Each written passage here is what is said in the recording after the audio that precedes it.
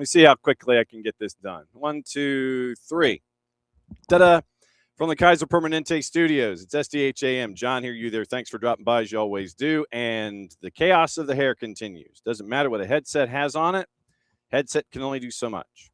All right, so here's the rundown for the morning. Morning Will. It is, obviously, we're going to talk a lot about what happened in Major League Soccer last night. We've got highlights and posts from Atlanta United. You'll hear from Tata Martino starting at around the bottom of the hour.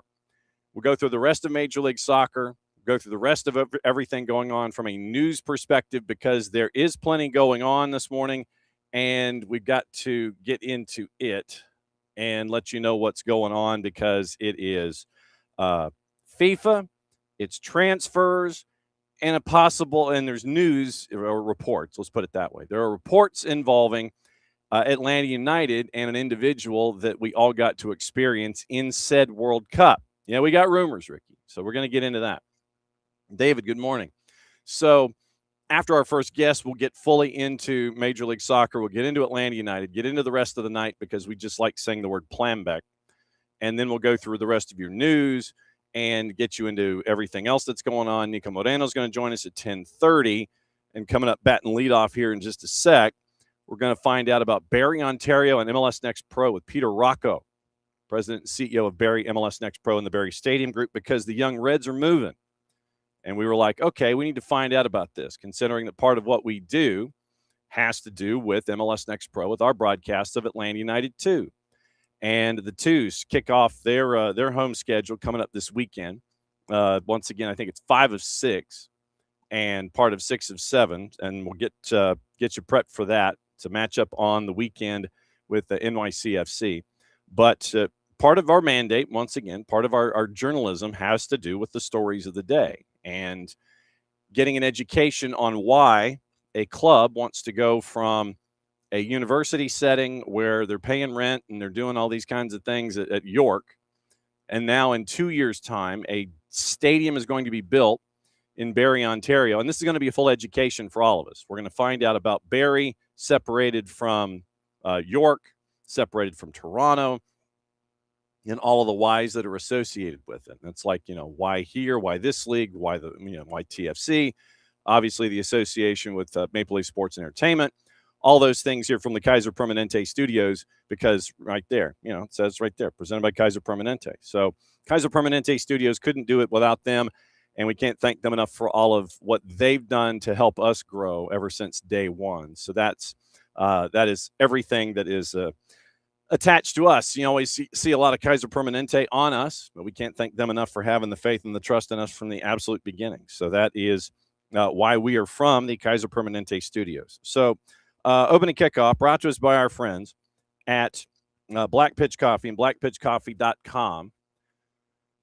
Starting your day with the most important stories in the game, the right way to start your morning. Black Pitch Coffee, part of the SDH community, showing up at events all over Atlanta. Try their home blend made with beans from Brazil, Guatemala, heavy-bodied, notes of walnut and semi-sweet chocolate, and a rich world-class finish.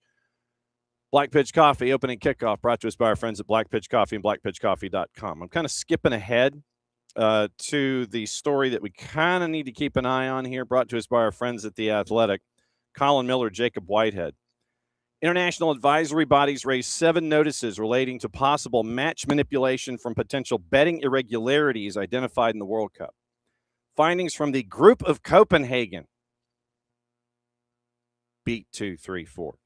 An independent international network dedicated to detecting, sanctioning, and preventing the manipulation of sports competitions follow its integrity monitoring operation across the 104 matches. Full report has not yet been published, but a summary of its conclusions has been released by the Council of Europe. So we have the Group of Copenhagen and the Council of Europe. According to sources briefed on the report, among the in-game notices to raise potential irregularities were the red card shown to South Africa's Themba Zwane in the 84th minute of his side's tournament opening match against Mexico, American cryptocurrency-based prediction market Polymarket, receiving just under $5 million on markets for Spain not to defeat Cabo Verde in the group stage match, the 3.5-minute delay from the VAR team to disallow a goal from Ferran Torres in their 4-0 win over Saudi Arabia. Finding sources say also detailed how Polymarket opened the market on July 2, asking, will Aaron Balogun play against Belgium? Opened the same day that he was shown the red card against Bosnia-Herzegovina in the last 32. FIFA's Disco only confirmed Balogun would be available to play. Once again, we get into the ban. Sources say the group of Copenhagen's report said no other such markets were open for the other 14 players who were shown a red card during the tournament, none of whom had bans suspended.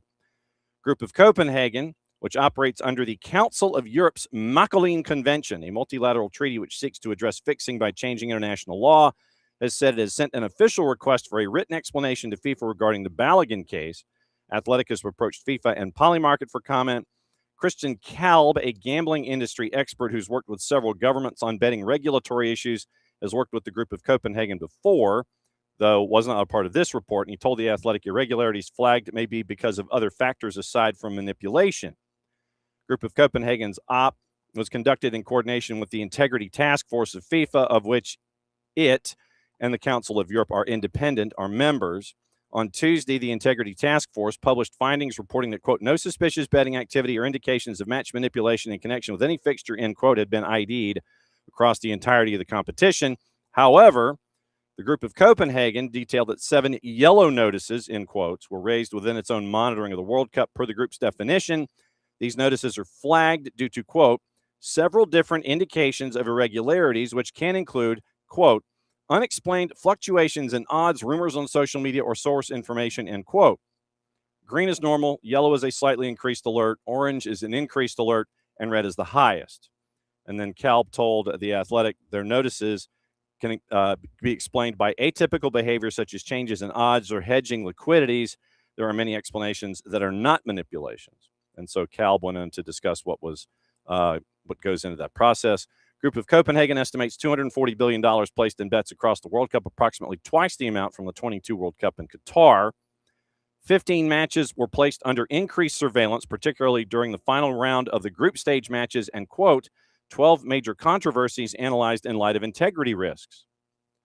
For the first time, the Group of Copenhagen provided continuous monitoring of Polymarket, Kalshi, etc., which operate under evolving regulatory environments depending on jurisdiction. Said in their report, these prediction markets raise unprecedented issues. They allow betting on a very wide range of events, often anonymously and using payment methods that are difficult to trace. Monitoring them is a first for an international competition, end quote. That's a lot. That's a mouthful. So we'll keep an eye on all that stuff, and we'll keep you posted on all of this. Morning, let's see. So Ricky's in, David's in, Will is in. North Will and Will B. And I'm trying to see if I've missed anybody here. David, Ricky, Will. David, Ricky, and Will are in early this morning. And so we're discussing a little bit of Atlanta United too, and we're discussing announcers. So that's always a good start. We can get into the announcer bit as always this morning. But that is opening kickoff brought to you by Black Pitch Coffee and blackpitchcoffee.com. Starting your day with the most important stories in the game, the right way to start your morning. Black Pitch Coffee, part of the SDH community, showing up at events all over Atlanta. Try their home blend made with beans from Brazil, Guatemala, heavy body, notes of walnut, semi-sweet chocolate, and a rich world-class finish. Opening kickoff, powered by Black Pitch Coffee and blackpitchcoffee.com. All right, so once again, the rundown this morning. We're going to catch up on Barrie, Ontario, and Major League Soccer and MLS Next Pro coming up here in a sec, because Peter Raco is a very, very busy man. And I think we were catching him like in between business meetings because of the big announcement that was made having to do with with a stadium and the movement of TFC2 eventually to Barrie, Ontario. So that'll be our education coming up in a bit. We'll go over everything having to do with Atlanta United and what went down with that last night. We've got to start, obviously, with the report by our buddy Ben Jacobs that popped up early this morning. And really quickly, let's say Christian Solis, he's got the pen hovering over the contract. Leeds and James Trafford, Adeyemi, Hull City, Leeds. Hang on just to say, this is what happens with Ben. Ben will do like 9 different stories. Okay. This happened 7 o'clock this morning, our time. Braille Mbolo attracting interest from Atlanta United, also considered by Hull City and Ipswich, along with multiple Serie A clubs. A sale is possible with Mbolo at around 15 million euro. So that happened about 7 o'clock this morning. So we'll keep an eye on that, and we'll see what intel our buddy Ben Jacobs has. All right, we'll put a bookmark there. Now, it's time to go to Barrie, Ontario, and find out what is going on with Barrie MLS Next Pro. And as we've said, part of our missive and part of our mandate has to do with covering MLS Next Pro, since we are the flagship station for Atlanta United 2. And we saw this story come across our bow, and we're like, yeah, we got to find out what's going on. So we go to, I imagine, Barrie, Ontario, unless it's somewhere else in the Golden Horseshoe that we don't know about. Morning, Peter. Good morning. How are you? There we go. As everything equalizes with the lens and everything. That's right, John. Thanks for having me on. No worries, man. Like I said, part of our mandate missive, part of our journalistic purview here on the morning show on SDH is MLS Next Pro. Like I said, we're the flagship for Atlanta United 2 on the audio side. And I saw this story come across our bow, and I'm like, yeah, I got to catch up with you and find out what's going on. And our audience, based here in the southeastern United States, they know about MLS Next Pro. They know about Toronto Right. FC2 and the Young Reds and York University and all of that. But they may not necessarily know about, yes, and we believe in hydration breaks too. That is always important. But they may not necessarily know about Barrie, Ontario, its place in the Golden Horseshoe, and where everything lies in the decision-making process. So since you are the grand exalted poobah of this whole thing that is up there in Barrie, Ontario, as he's multitasking, he's conducting business meetings at the same time. So as grand exalted poobah of everything when it comes to Barrie MLS Next Pro, I wanted to catch up with you to get get all of the background on all of this. Absolutely. And find out what's going on. So what is going on? Yeah, extremely exciting. Last week, I think we hosted the largest MLS Next Pro team launch announcement in league history here in Barrie at Meridian Place Stage, downtown Barrie. We had roughly 1,000 folks out, and we announced, I think, which might be a kind of a first of its kind or close to it, a partnership with Maple Leaf Sports and Entertainment in Toronto FC, where they're relocating Toronto FC 2 to Barrie. We're building them an iconic small soccer stadium. I think probably one of the first of its kind in Canada. It's going to be about 4,000 permanent seats, expandable probably by an additional 2,000 to 3,000. Roof, fully covered roof, 16 luxury suites, club lounge, rooftop terrace, field side seats on the east side. So really put a lot of effort into the design of the stadium. So we announced a team, as I kind of detailed out in the press release. Toronto FC will retain the sporting side of the business. So from a player's perspective, from a coaching perspective, they'll retain that. And our group here in Barrie is going to run the operations of the team from a revenue, from an operations standpoint, from a game day standpoint. Will be our sole responsibility to build a club here in a community that is about, let's call it, an hour to an hour and a half north of downtown Toronto, 45 minutes north of the major airport here in Toronto. But it's a community that I've been a part of now for the last 5 years. I started a semi-professional team here first, and that loves soccer. So I think the MLS and the MLS Next Pro environment and supporters are going to be really, really impressed by this community, and it's going to be a lot of fun to come visit Barrie for away days as well.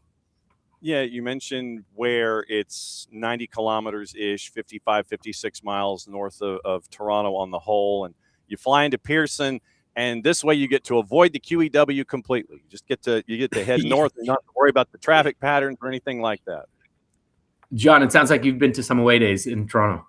Well, full disclosure, one of my past lives, I was the U.S. correspondent for the Score Television Network when they did sports. Okay, very good. Very good. Yeah. We're one of our media outlets here in Canada.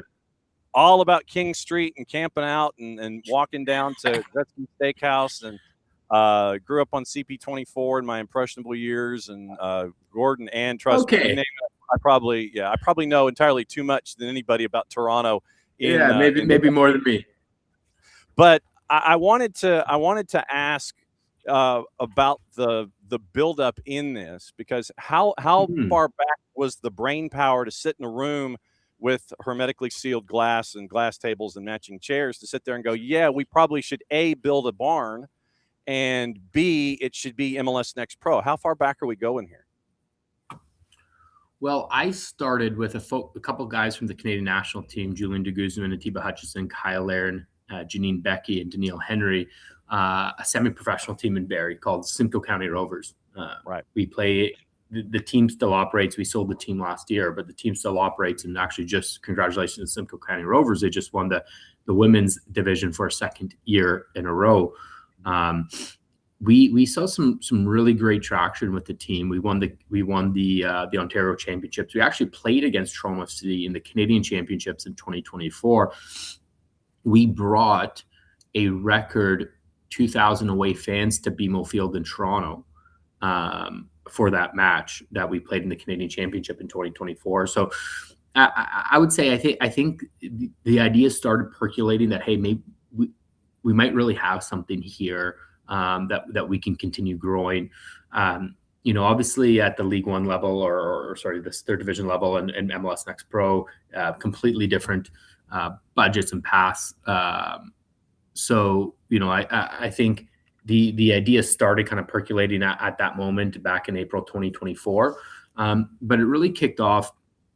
I would say spearheaded by the city and another local group to say, hey, I think there's an opportunity to do a public-private partnership and build a soccer-specific stadium in their downtown core. I think this opportunity really only happens with kind of a joint effort from Toronto FC, from the city, and from a local group. Really a symbiotic relationship that's so far to this point of announcements working out very well, and seems like everybody's benefiting and kind of getting what they want out of this relationship. Obviously, when Maple Leaf Sports and Entertainment knocks on your door, you sit there and it's like, yeah, we should listen to this conversation. But were there any thoughts when this idea was percolating about building this stadium in the downtown core of Barrie of going into a different league? Because there is a bit of an alphabet soup that is growing in Canada when it comes to Canada-specific leagues. Was there any thought about going into those other places, or has this just been locked in with Toronto FC and Maple Leaf Sports and Entertainment? No, it's been locked in since day one. I mean, Maple Leaf Sports and Entertainment and Toronto FC are a real catalyst behind this. Without them, this wouldn't be happening. The city wouldn't be supporting to the tune of $26 million a soccer-specific stadium in the downtown core. Toronto FC obviously is Canada's most decorated football team and has a long history here. Really having that name and investment in sporting, I guess the sporting operations from Toronto FC was a really big get for the city. So I think we were laser focused on making a deal happen with Toronto FC and MLS Next Pro. I think there's some amazing other opportunities here in Canada, and I'm a big fan of the Canadian Premier League, season ticket holder myself with Hamilton Forge, so big supporter of that league. But for the economics of this deal and the structure of this deal, we've really found ourselves in an amazing place where, again, Toronto FC is getting what they want from the sporting standpoint, and an amazing local partner that they trust in the operations of us. Of operating team in Barrie, and then the city of Barrie, they're bringing their first professional sports team to the city. The city has an OHL team, primarily. OHL is an amateur league, albeit an amazing league and well followed league. They average about 35 to 4,000 fans a game there, but it's a little bit different when you're welcoming in the likes of Atlanta United 2 or New York Red Bull 2 Chattanooga to Barrie, as opposed to some municipalities that are an hour away. When you're trying to piece all of this together, it's an abandoned property, former school property. I guess technically, since the school's no longer there, I guess it's abandoned because so real estate is there. When you I think capacity for soccer, I think, is 3,500. You're looking at 8,500 for other events and things like that. When it comes to turning over, the first shovels and all that kind of stuff, you tear the chain link fence down, you have your big ceremony, putting shovels in the dirt. How long do you anticipate from that moment to getting the stadium up and running? Because your weather there in Ontario province is a little different than some other places, and you're going to be fighting Absolutely. Mother Nature, who's undefeated. So what's the timetables and how do you navigate all that? Yeah, so we're right in the throes of detailed design right now.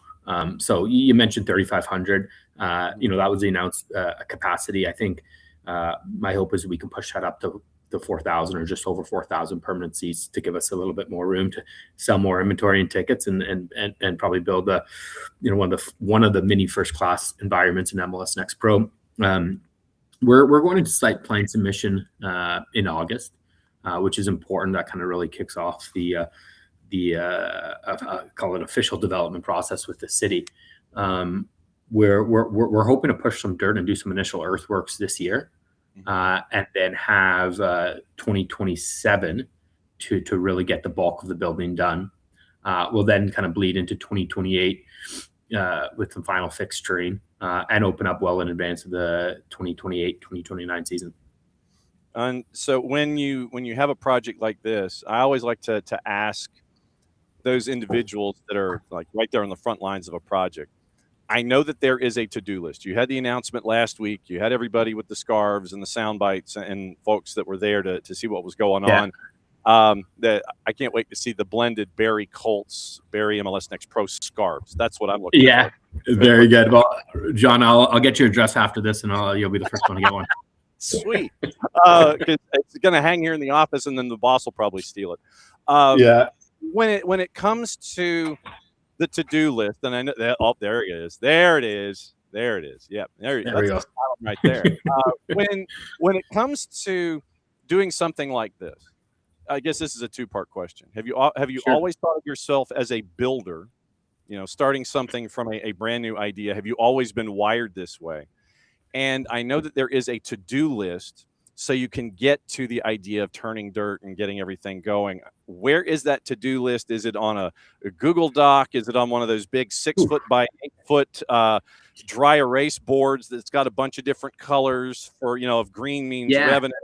Where is that to-do list, and what's the next thing you think? Well, it's really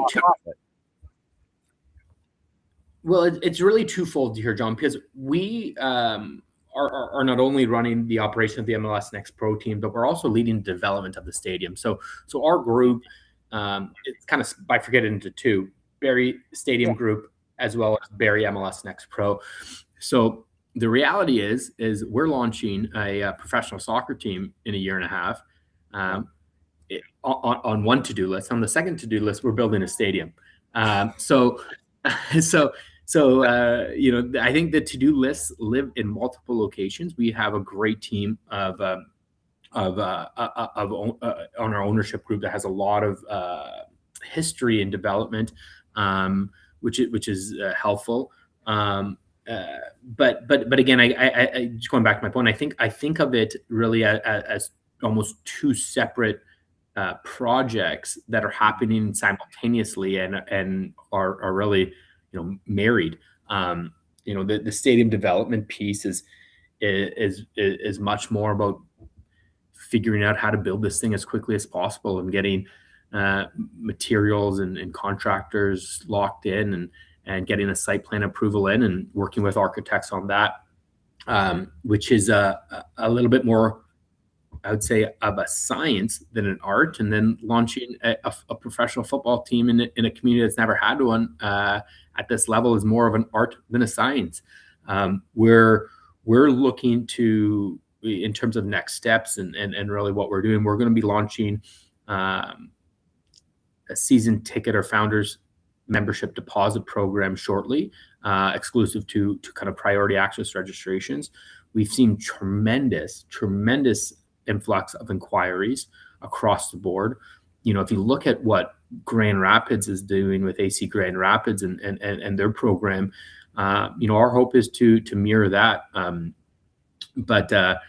So there's really two separate kind of verticals or two separate pathways here, one being building a stadium and one being launching a club. And I think we've announced a club last week, we've announced a stadium last week. That's really kind of kicked it off in the public light. But now we get to, I guess, enjoy the hard part of building a stadium in 18 months and then launching a pro club at the same time under the same timelines. So when you have questions, and it could be about art turning to science or science turning into art, who's on your speed dial that will pick up instantly, because you'd be like, man, I don't know what I've got to do here? And so who are those reference points and those role models for you that you can sit there and dial up and go, I know they'll answer my question for me like this because I'm up against the clock? Yeah. Well, our relationship with Toronto FC is extremely strong. So Toronto FC has an amazing amazing group of individuals that make up that office, leading with Chris Schufelt there. So there's a lot of support from Toronto FC, and I think some of the initial things we've done we've really leveraged some of the learnings from that organization when they launched 25 years ago. Some of the same individuals are still there today or close to it. Our ownership group and chairman Jamie Massey, he also founded the Barrie Colts of the OHL. So he brought the Barrie Colts in and built their arena under a very similar structure as to how we have the structure with the MLS Next Pro program. So I know with the MLS and Next Pro, and hometown, like this could be a relatively new structure, but Jamie actually had this public-private partnership building a stadium 30 years ago and brought in an OHL team here to Barrie. So he's been an amazing resource. We have Hillier Hansen, who was the president of Pratt Homes as well, involved, Norwegian background, extremely involved in the soccer landscape. So we have a really good kind of a group of individuals from the development standpoint that's helping really push the stadium along, as well as from the sport, from the commercial standpoint of running a soccer business and understanding that. But ultimately, I think we want to do things the right way through and through. When it comes to launching a team, I've had the benefit of doing this at the semi-pro level. I've also had the benefit of being a extremely interested soccer fan since I was about 9 years old. So, I've seen dozens of teams launch. We have ideas as to how we want to go about this. If you look at our launch event, we had Matthew Cinetti from TSN host it. Matthew, he just got off, the weekend before he was at the semifinals of the World Cup. The weekend after he was at the finals of the World Cup. So, we gave away over 400 scarves. We have an amazing landing website in place. So we have really ideas as to how we want to launch this team. And I think more than how we want to launch this team is how are we building a community from day one? How are we making people feel included, but also feel like they have access to this team? So we're really hyper focused on figuring out how to make this a community club, where the folks sitting to the left and to the right of you are the same folks week in, week out, and you feel like this is really a club that you're a member of, you're a part of, versus a team that you buy a ticket and sit wherever type deal. And we will definitely be keeping an eye on all of it. I can't thank you enough for answering an email from a random U.S. soccer network that wants to catch up with you about what's going on. But to us, it's a story that needed to be told because of what's been going on with the sport here in North America, and it was natural for us to reach out. I can't thank you enough for hopping on. Absolutely, John. And just a quick closing remark. I mean, I'm just tremendously proud to represent Barrie at the MLS Next Pro environment. I mean, to see the growth in the league over the last couple of years, notably the last really year to two, has been phenomenal. So much credit goes to Ali Curtis and the team at MLS Next Pro. But I really see this as a trend that's going to continue. With future expansion still yet to be announced. I know there's some great things in the pipeline, but what we're seeing in Grand Rapids, what we're seeing in Connecticut, and so on and so forth, it's phenomenal to see. And thank you so much for having me on, John. Well, we're going to be knocking on your door as things continue to grow and progress, and we can't wait to see how things are going to roll on. Do you need a note to get into your business meeting for us keeping you until after 9:30? You okay? I'm all good, my man. Appreciate that. Okay. All right, we'll catch up with you soon, John, Peter. Take care. Bye-bye. Very good. It's Peter Raco, Grand Exalted Poobah of everything going on in Barrie, Ontario. Barrie is about, like I said, 90 kilometers, about 55 miles north of downtown Toronto. And Peter mentioned where you get out at Pearson, you drive for an hour, and you're in the northern sections of the Greater Golden Horseshoe is what they call it. And so for us to be able to track down this story and see it come from its genesis, I thought it was important. Just on the growth of the game, the greater growth of the game, what it means to MLS Next Pro, because Ali Curtis was there for the groundbreaking and the unveiling and all of that. So Ali Curtis was there. You mentioned Matthew Cheney from TSN, who we know from his coverage of the Canadian men's national team.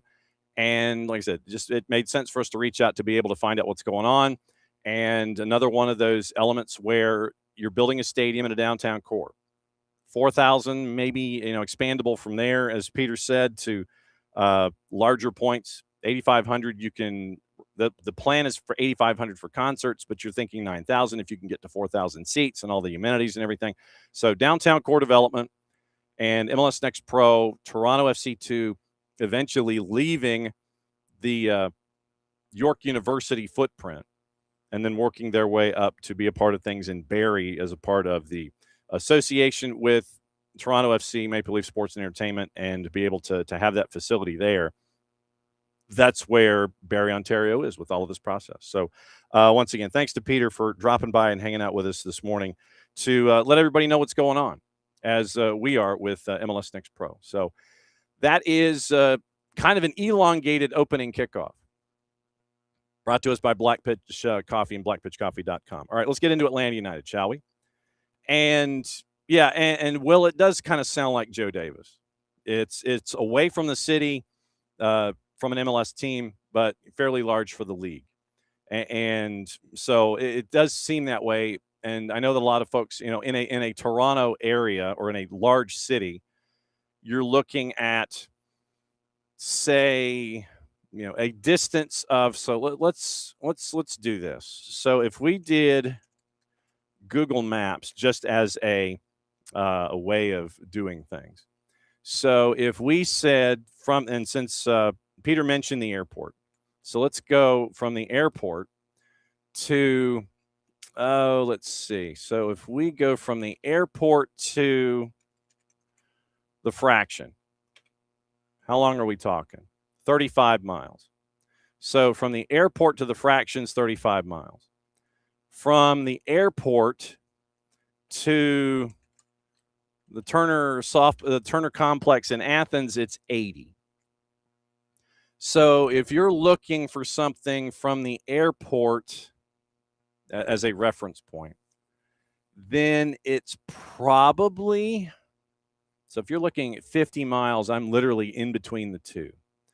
So, I'm trying to think of something that would be like 50 miles from the airport for Atlanta Hartsfield Jackson International Airport. So if you went another 10, let's see. So if you went to, I don't know if the Gathering would do it or not, but you're looking to basically, if you go from Hartsfield Jackson to the Fraction, then you're looking at another 15 miles north of that. So you'd be going to like Lake ATLUTD. So that would be kind of the direction you'd be heading. So like Lake Point. So if you go where they have a lot of the baseball tournaments here in our area, they have a lot of, it's a massive baseball fields, big, it's a big complex that has massive and multiple baseball fields for, no, not Lake Point Place, Lake Point with an E. All right, so Lake Point Sports. So if we did that, that's about right. Okay, so if you go airport to Lake Point, listed at 49 miles, 48.4 miles, 47, 48 miles. So that's what you're looking at. You get off at the airport, you got like travel ball tournaments and everything. In baseball, you're going to Lake Point, which is up in Cartersville. So that's the distance that you're looking for. That's the comparison from at least this particular footprint when it comes to distance and things like that. Yeah, Alex, you're spot on. Yeah, Cartersville. Go to Lake Point. It'd be like going from Hartsville to Lake Point. That's what this is with Toronto and the MLS Next Pro group in Barrie. You're going from the airport at Pearson and you're going to Barrie. It's like going from Hartsfield to Lake Point. For those of us that are here in this footprint that know about travel baseball and all that kind of stuff. So that's your comparison. That's the distance. So, not something that is unheard of, but it is an interesting idea where Barrie, Ontario and Barrie MLS and Toronto FC and Maple Leaf Sports and Entertainment got together and they're like, yeah, let's go up into the northern exurbs and we'll do something there. So that's what we're up to with Barrie MLS Next Pro, and in 2 years' time, if Mother Nature agrees, they'll have that stadium online in the downtown core, and it's one of those other economic drivers that you're looking at to do a bunch of different things to help out Barrie, Ontario, and the downtown. Okay. All right. Let's get into what happened last night. Starting off with the Atlanta United and their travel to Charlotte, where Greg Tepper has always said from day one, you're our number one rival. Okay, cool. Starts off, and it didn't start out well. You had 2 goals on the board in the first 45 minutes, and we could get into what we could get into, but let's get through the action first and foremost, and the post game. You'll hear from Tata Martino in a bit. So, goal by Kerwin Vargas off a rebound and a great save by Lucas Hoyos in the 16th minute. You're down 1-0. Then Leo Labata, who was pretty much unmarked at the back post. It was a great cross to lead in. It's 2-0 at the break. And then you end up with Atlanta United coming back with a goal on the board. We go to the 57th minute, and it was a first for this particular player and his time at Atlanta United. Courtesy of 92.9 The Game and the Odyssey app. Here's Mike and Jason. Jacob into the far corner. Jacob with the cross for Baez. Header! Score!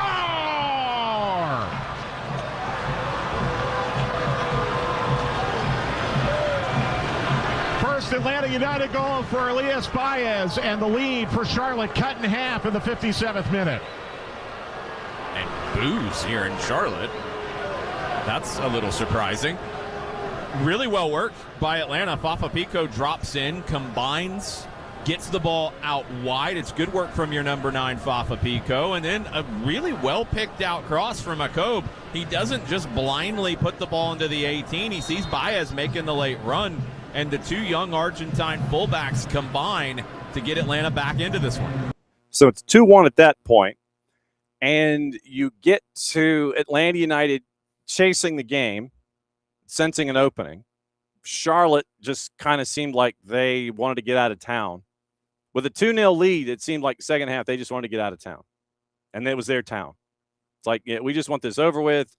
You start to do things slowly. You start to fall. You start to have substitutions with injuries. And the substitutions, you wonder how they're allowed. And like I said, that's a conversation for after postgame. But you had the opportunity to tie it close chance for Atlanta United after that first goal on the board. Close call, almost a brace. 92.9 the game in the Odyssey app. One-man wall is Gianni for Charlotte. Almiron, only man standing over the ball for Atlanta with hands on hips. He's up to it. He strikes it. He goes to the penalty spot. Header! Punt saved by Colino over the crossbar and out for a corner. Very nearly the equalizer for Atlanta. A header right on goal that Colino did well with, and Baez almost got a brace. Great header from Baez. Great delivery from Almiron. Kalina able to push that one over. It's just power. You're not trying to place that if you're Baez. You're trying to slam that one home, and Kalina's able to make the save. Really good response, though, for Atlanta United, who was down 2-0 in this match. This will come out of the far corner goal to our left. 74th minute. And they got close, but then you end up after that with the equalizer and a moment for Miguel Almiron. 92.9 the game in the Odyssey app. Back to Baez, who stabs it down to Fafa Pico in the near attacking corner. Cut back pass with the left wing, Moyamba. Center to Sanchez, down the middle, Almiron, top of the box. To Baez, left side of the box. Here's his cross for Jacob, headed down to the ground to Ream. Almiron shot, score! They've tied it!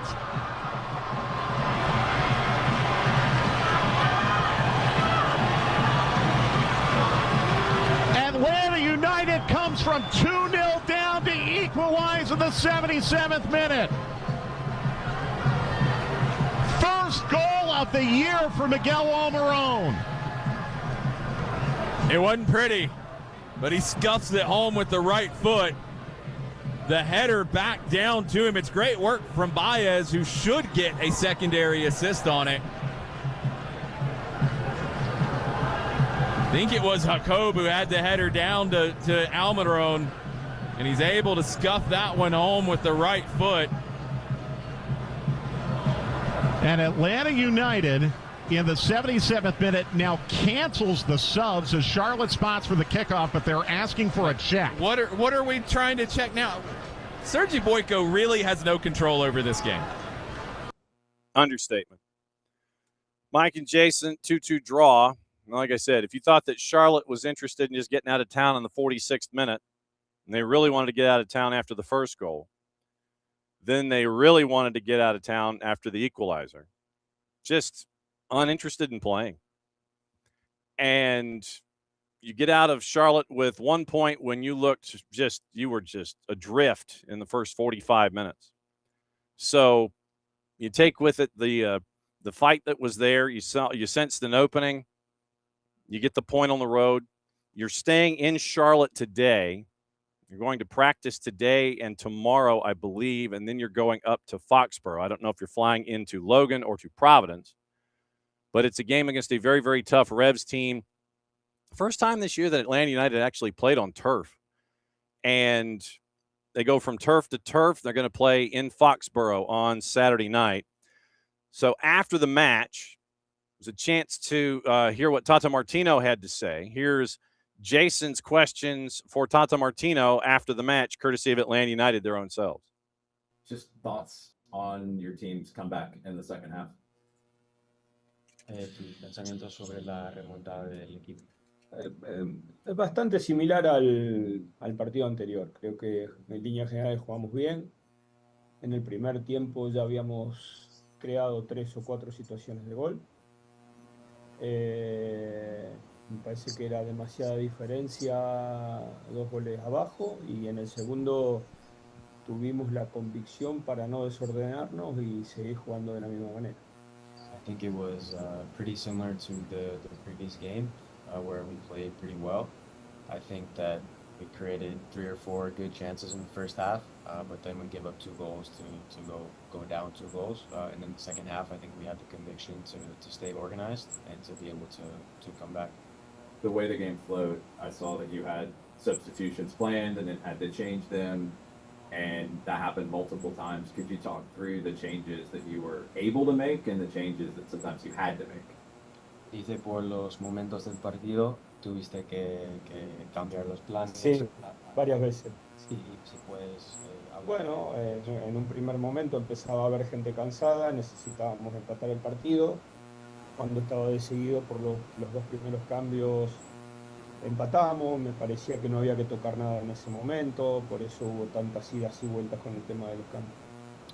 Yeah, I think in one moment I noticed some of the guys were tired, so we were going to make two changes. But just after that, we scored the goal and then a goal to tie it. So I think because of that, those moments we had some back and forth with the substitutions. Two players really stood out to us on the radio broadcast. One was Lucas, multiple huge saves to keep the team in it. How important has he been for you this season? I know at times people yell at goalkeepers when goals get scored, but I feel like he's made a number of big saves. Lucas hoy tuvo unas paradas muy importantes. Qué tan importante es y ha sido este año, que a veces la gente habla mucho cuando se encaja goles, pero que él ha estado. La verdad que él ha tenido muy buena respuesta a lo largo de todo el año y además es un líder dentro del vestuario, dentro de la cancha. Es un jugador que en poco tiempo se transformó en un futbolista muy valioso para nosotros. He's a player who has been like that all season for us. He's a leader in the locker room. He's a leader on the field, and so he's been able to provide that for us all season.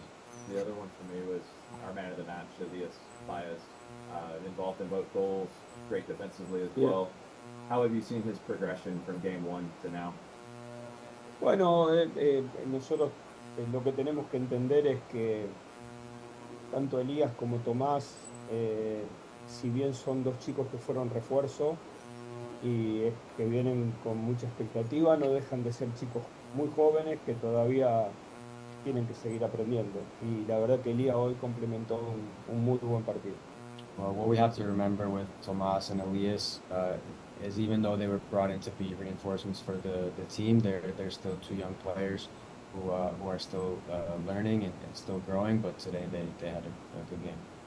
Tata Martino after the match. Let's get through your numbers and full-time stats. And we'll get into some of the individual players like Hoyos and Jacob and Elias Baez. We'll get into those numbers.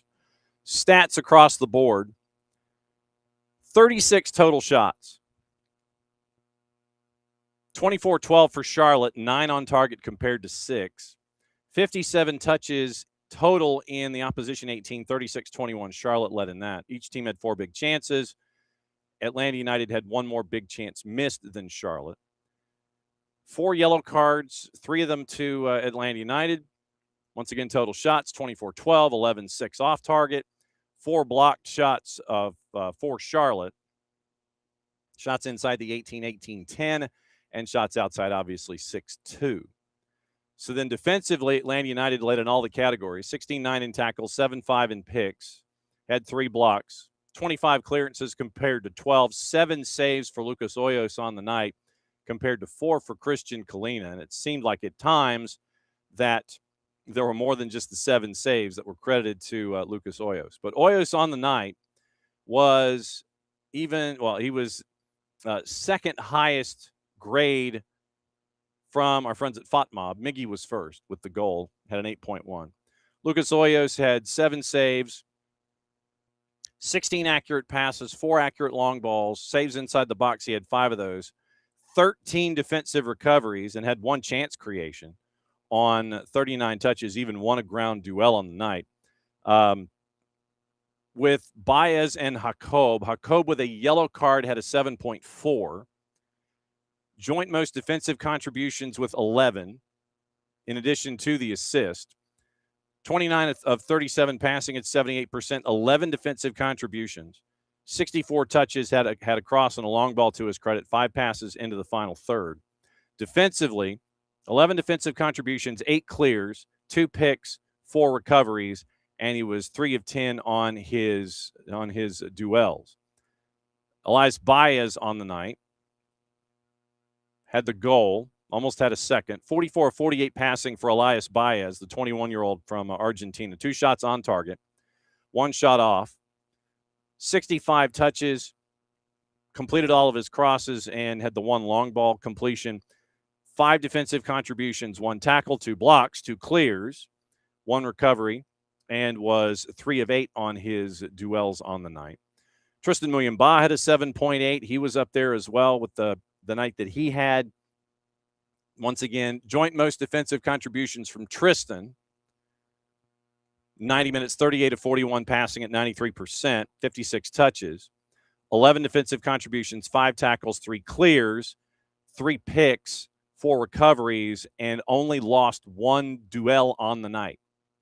6 of 7 on his duels for Tristan Muyumba. Starting lineup, Hoyos in net, Bios, Junior Alonso, and in his first action, 91 touches, by the way, and had the most touches for Atlanta United on the night. 79 of 81 passing at 98%. 5 defensive contributions, 5 passes into the final third, 6 of 8 long balls. And this was intentional from Atlanta United off the top, where they were trying to go long over the top and go over the back line of Charlotte. That was on purpose as a part of the game plan. 6 of 8 accurate long balls on the night from Junior Alonso. And 5 defensive contributions, 4 clears, 3 recoveries, and a dribble pass, and he won a duel on the night. It was Baez, Alonso, Mihai, and Jacob, Will Riley, and Tristan Muyumba, the 2 in front of them. Your midfielders, your attacking midfielders, Miguel Almiron, Cooper Sanchez, and Alexei Miranchuk. Fafa Pico was up top. And your subs on the day, Luke Brennan came in. Big day for Ignacio Suarez-Corey, who came in and gave you 11 minutes, had a defensive save in the scrambles late in the match, and then Stian Gregerson came in to help shore things up defensively in the 90th minute. You had also on the short-term call-ups, you also had Toto Majub available, Arif Kovac available, and Adrian Gill, who was a first-team player, brought up, but you did not need him to exercise a short-term agreement because he's under a first-team contract. So that's the rundown with Atlanta United and their numbers on the night. So 1-1 draw. And I am if I'm looking at Charlotte, and if I'm looking for teams that are going to be climbing into the playoff picture and clubs that are going to be fading out, or even if they are in the playoff picture and you get that first round matchup, I'm circling Charlotte, because Charlotte showed that at least in pressure situations, they had a lead. They were trying to keep that lead, and they weren't all that great at it. So with the 1-1 draw, Charlotte is in a logjam in 7th. Only thing keeping them in 7th is the horrendous goal difference of Red Bulls. Everybody at 22 points has 6 wins. NYC has a far superior goal difference to Charlotte. Charlotte is well superior to Red Bulls by a margin of 10. Atlanta United with the point is at 12 points, obviously next to last, still 3-10-3 on the season, and they've only scored 16 goals, but you get 2 last night. And now you get to go to New England on Saturday night, and they are 7-1-1 at home this season. And 8-5-2, they are in third place, or they're tied for 26 points, but they're in 4th on goal difference behind Chicago. So that is the rundown involving Atlanta United last night. And getting into Sergi Boyko,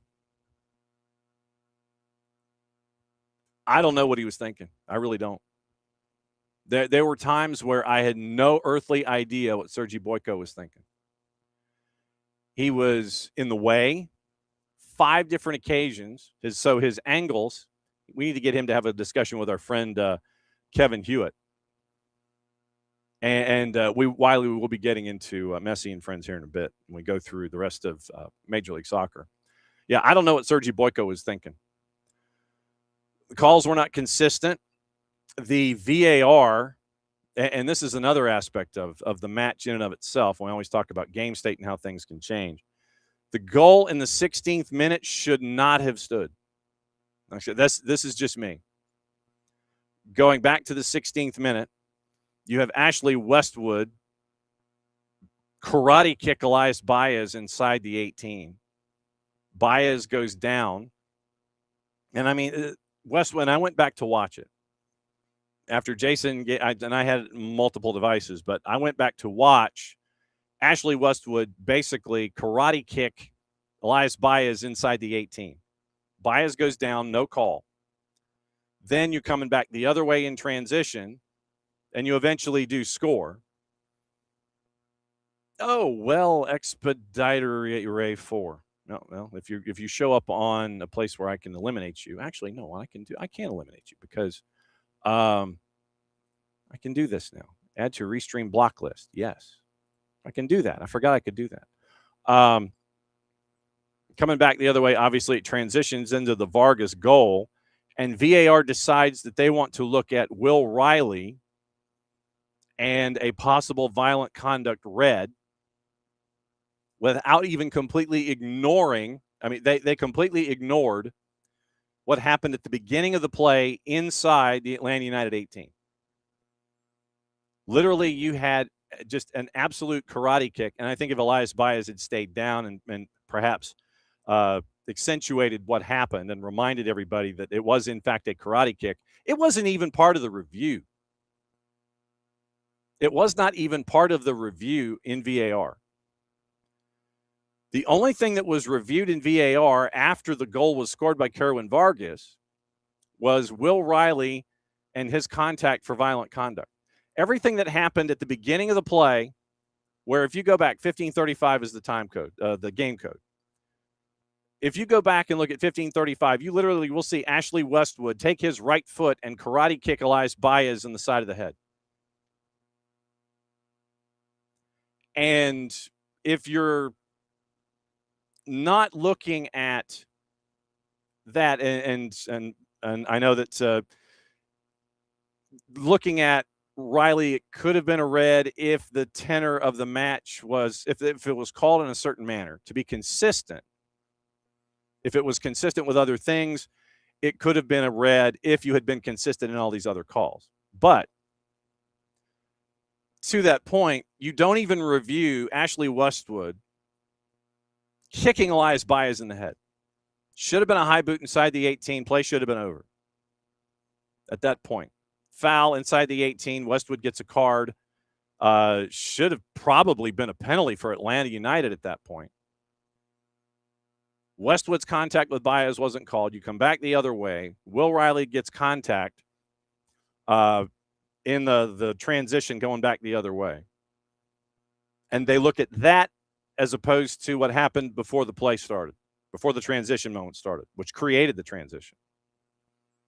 But that it was and I timed it to look for whatever they were looking for, the red and violent conduct for Will Riley. It was a 4-minute 12-second review.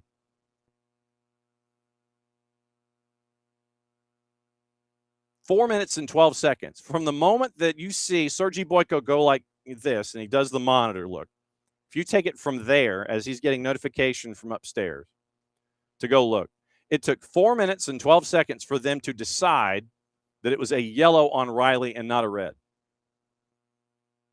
For me, I've always maintained that any VAR should be 2.5 minutes max.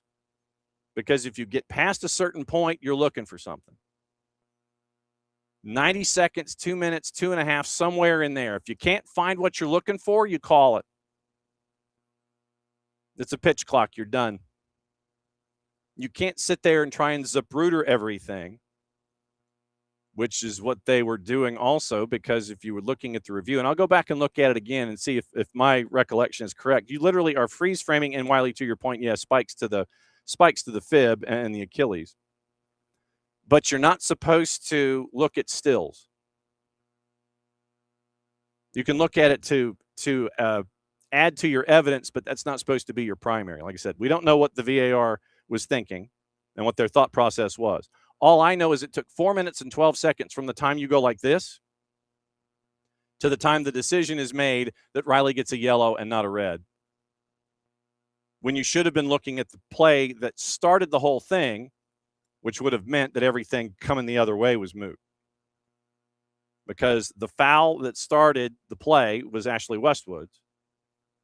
And as part and parcel to that process, everything else stops at that moment.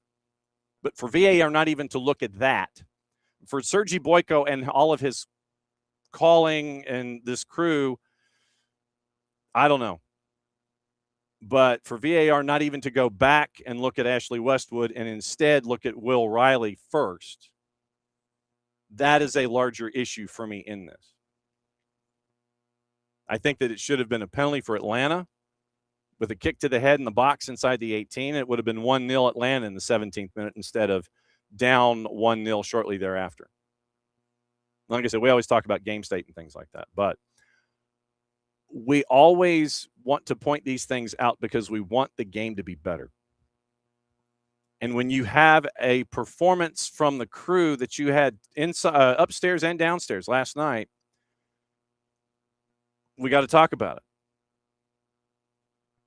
And I'm going to go back and watch the game, I'm sure, at least one more time because of all of the fouls that were not called or the range that was given, so stuff could be called. But angles were horrible. He was in the way 5 different occasions, according to Mike. Cooper Sanchez, I think, had to bounce off of him once in the middle of a defensive movement. And we talked about Sergi Boyko going into the match last night anyway. Doesn't call a whole lot of fouls. Percentage of yellows is up there. Not afraid to dial up a red. But he's at the bottom for numbers of fouls called in a match, which reminds me, how many fouls were in this match? Because we were looking at, so stats, how many fouls? Because he was third to the bottom in fouls called going in. Fouls committed, 12. Wow. I didn't realize it was that bad. 12 fouls called in the match last night. Man, that is like south of Alan Chapman. That's like if you cut Alan Chapman in half. So he calls 12 fouls, 4 yellow cards on 12 fouls last night. That's wow. I didn't realize it was that. I didn't realize it was like that low a number. But that might be a modern day record, at least in the 26th season, for least number of fouls called in an MLS match to date. I think that's got to be the least. But 12 fouls, 9 fouls on Atlanta United, and 3 yellows. 3 fouls called on Charlotte, 3. Then 1 yellow. So the proportionality was there. Still for you're 1/3 for every 3 fouls you get a yellow, but still 12 fouls, 9 on Atlanta United, 3 yellows, and 1 yellow on 3 fouls committed by Charlotte. Seriously. But like I said, this crew, I don't know what they were thinking at times. I really don't. Like I said, I'm going to go back and listen. And one I think was for dissent. Yeah, I think one was for dissent. It was either Alexi or hang on, I think it might have been Alexi or was it Will? Hang on just a second. Let me check. But so Alexi and Tomas. So it was Alexi and Tomas. So I think Alexi, you are right. I think Wiley, you are right. So Alexi, Tomas Jacob, or it might have been Jacob with scrunch face, if I remember correctly. One of those two. It was either on Alexi or Tomas Jacob on the right-hand side. And then you had the Will Riley yellow that came off of the VAR review. So off of a VAR review, you get 1 of your yellow cards. And then you have 8 fouls, and then you have 2 yellows that are attached to that. So in our continuing quest to have the sunshine on Pro, this was not a good night for Pro. It really wasn't. Was not. You had everybody up and running, and so you had some interesting choices with some folks. But Atlanta United 2-2 draw with Charlotte. And yeah, it was at times a color your own adventure book when it came to trying to figure out, okay, where's the line when it comes to fouling and what you can do. And apparently it was well off to one side because there was a lot of stuff that happened and a lot of how do we phrase artificial nature to have fouls called, or just fouls weren't called, period. So, yeah, I'm going to go back and listen to this one. I'm going to go back and watch it again. But 12 fouls, 9 on Atlanta, 3 yellow cards, 1 on Will Riley off VAR, 3 fouls called on Charlotte, which to me is very hard to believe. But that was the tenor of the match. grab, pull, foul, nothing. Bad angles, the whole thing. But at the end of the day, Atlanta United gets out of there with a point. As they're still trying to get Paulo Diaz in with his visa issues. You still don't have Jay Fortune for another couple of weeks. You were thin at center back and midfield last night. You had the 3 call-ups plus Adrian Gill, and everyone is going to be working their way up to Foxborough on Saturday. All right, so let's take the tour. Let's start east, and I'm going to try and do this to where we can go east and save the west for Nico when he comes up here in about 20 minutes. So here's the rundown of what happened last night. We're gonna go all the way from east to west. But like I said, I'm gonna try and filibuster my way through the east with highlights and such. Cincinnati, Vancouver. I did not have this match going, and that also, yes, with Latte Lot being held out on a precaution. Chris Henderson talked to Mike and Jason in the pregame show last night, being held out for precaution. Morning, Abby. I did not have the chaos of last night starting in Cincinnati. I did not have this one. Pavel Buka in the 9th, Bodwall in the 12th, Ryan Gauld in the 25th, Denke in the 28th, and then you had Evander in the 36th. It was 3-2. 4-2 in the early parts of the second half. Buka with a goal there at 4-2. And then to go with his yellow card. And then Ryan Gauld gets a brace in the 58th to make it 4-3. And then people are trying to sit here and continue the chaos. But a 7-goal thriller with Cincinnati and Vancouver starts things off last night. NYC 2-1 over Columbus Crew. That one was at Scott's Miracle Grow Field. And that gets us to new stadium. NU. While it is, in fact, a new NEW stadium, it is also new stadium. So, Chicago goes to visit Messi and friends, and it's the rollout of Robert Lewandowski. We'll get into his numbers in a bit.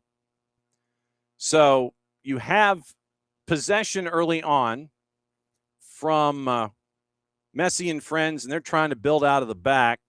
And you have this moment. Jake and Taylor on the call, Apple TV and Major League Soccer. 5-3 win for the Chicago Fire on September 30th. It's a full-strength advantage. Oh, my goodness. Oh, my gosh. Wow. What a disaster. Swing and a miss from Raco Rios Novo. The MLS Cup winning goalkeeper put into the lineup out of the World Cup break.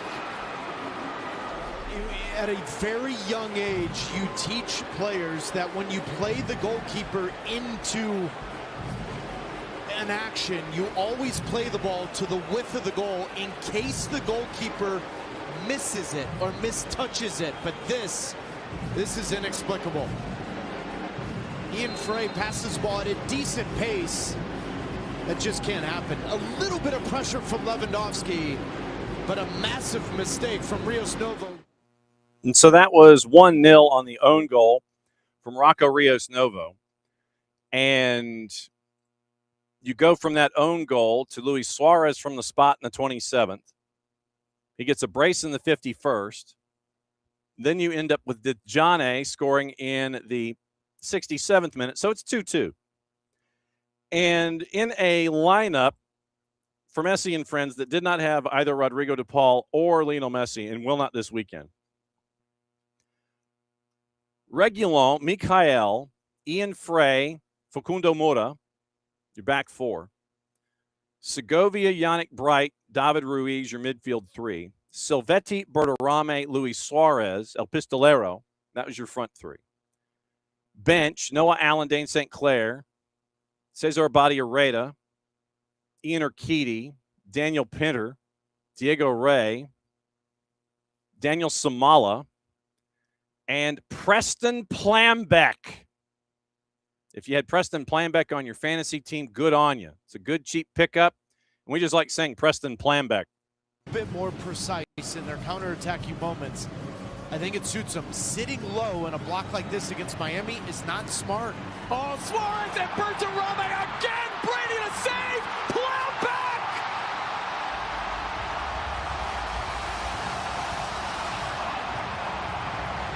A dream moment for a hometown kid. And allow them to find the game. Allow their difference makers to influence the game. Look at Bertarame, Suarez combining, finding that opportunity. Great little dummy. This is perfect center forward interplay. Combination opportunity. Brady saves it one time. But how about the homegrown in the right spot at the right time in only his 4th MLS appearance? What a big moment. You always remember your first. Planback with his first goal. Miami 3-2 at home. And that's your final 3-2. Lewandowski, by the way, 62 minutes. And 16 of 17 passing at 94%, had 1 block shot, 27 touches. Touches inside the Messi and Friends 18. He had 4, 2 passes into the final third, 1 for 2 on the dribble, had a long ball to his credit, dispossessed 1 time, 3 defensive contributions, 3 clears, and he was 3 of 7 on his duels. He committed 2 fouls on the night. So Lewandowski, welcome to Major League Soccer. He played 62 minutes. So Preston Planbeck, I did not have that on the bingo card. Preston Planbeck gets the game winner in the 87th. Messi and Friends continue their ways and get full points with the 3-2 win at home at New Stadium. I always want to put the article in there. My mom being the English major, I always want to put the new stadium. While that would be correct, it is new stadium is the new stadium. My mom would probably get on me. Happy birthday, Mom, by the way. New England, Toronto, a goalless draw. Philadelphia, where did this Philadelphia team come from? Was Kai Wagner that much of a difference? Milanowski scores in the 9th. Cade Cowell evens it in the 38th. Indiana Vasilev in the 57th. And then Pierre scores in the Neil Pierre scores in the 66th. 3-1. Where did this offense come from? Ryan Richter gets his first goal, gets his first win in charge of the first team there in Philly. But 3 goals from Philadelphia. Did not have that on the card. Did not have that on the card at all. But Philadelphia gets a win at home, 3-1 over Red Bulls. Do we raise the collective eyebrow on Red Bulls now after what we saw coming out of the World Cup break? Mentioned Charlotte, Atlanta. Houston and D.C. with our friend Casey D. Casey White and Christian Miles were on the call for that one. And Houston and D.C., you end up with the win, the sharing of the points there. Ache scores in the 40th. KCD had mentioned Ty Barabo. He scored with 12 to go. 1-1 draw, hell in a shell. That was how that one wrapped up. Kansas City over Minnesota 2-1. Kansas City might be figuring some things out under Rafa Vicky. David Lee, their sporting director, still wants to bring in about 92 other players. But Kansas City seems to have figured it out, at least in the short term, at home. The Bishop, Dejan Joveljic, scores in the 28th. And then you end up with a goal from Manu Garcia in the 54th, 2-0 lead. Devin Padelford scores with 15 to go. Minnesota can't get any closer. 2-1 your final in Kansas City. Nashville goes on, and they keep winning. They knock off Montreal at Geodis by the final of 1-0. And Sam Surridge from the spot. And this is another one. I don't know what I've been told, but this PK, if there was a call and that was called a PK on Surridge, for Surridge, and I'm like, no way. Didn't even touch him. So I think Marcus de Oliveira was the man in the middle for this one. And so Surridge, fall down, go boom, converts the PK, 1-0 your final with 22 to go. And thank you, Abby. And happy birthday also to ATLUTD fan Steve Reed. Thank you for that. So, yeah, it was another one of those where you're sitting there and you're going, yeah, really? And apparently so. And so Surridge, fall down, go boom, get the PK. Nashville wins at 1-0. Austin over Seattle 3-1, and this will be the lead, obviously, when Niko joins us in about 15 minutes. And I think 4 in a row now for Seattle. I think it's the longest losing streak in Brian Schmetzer's history as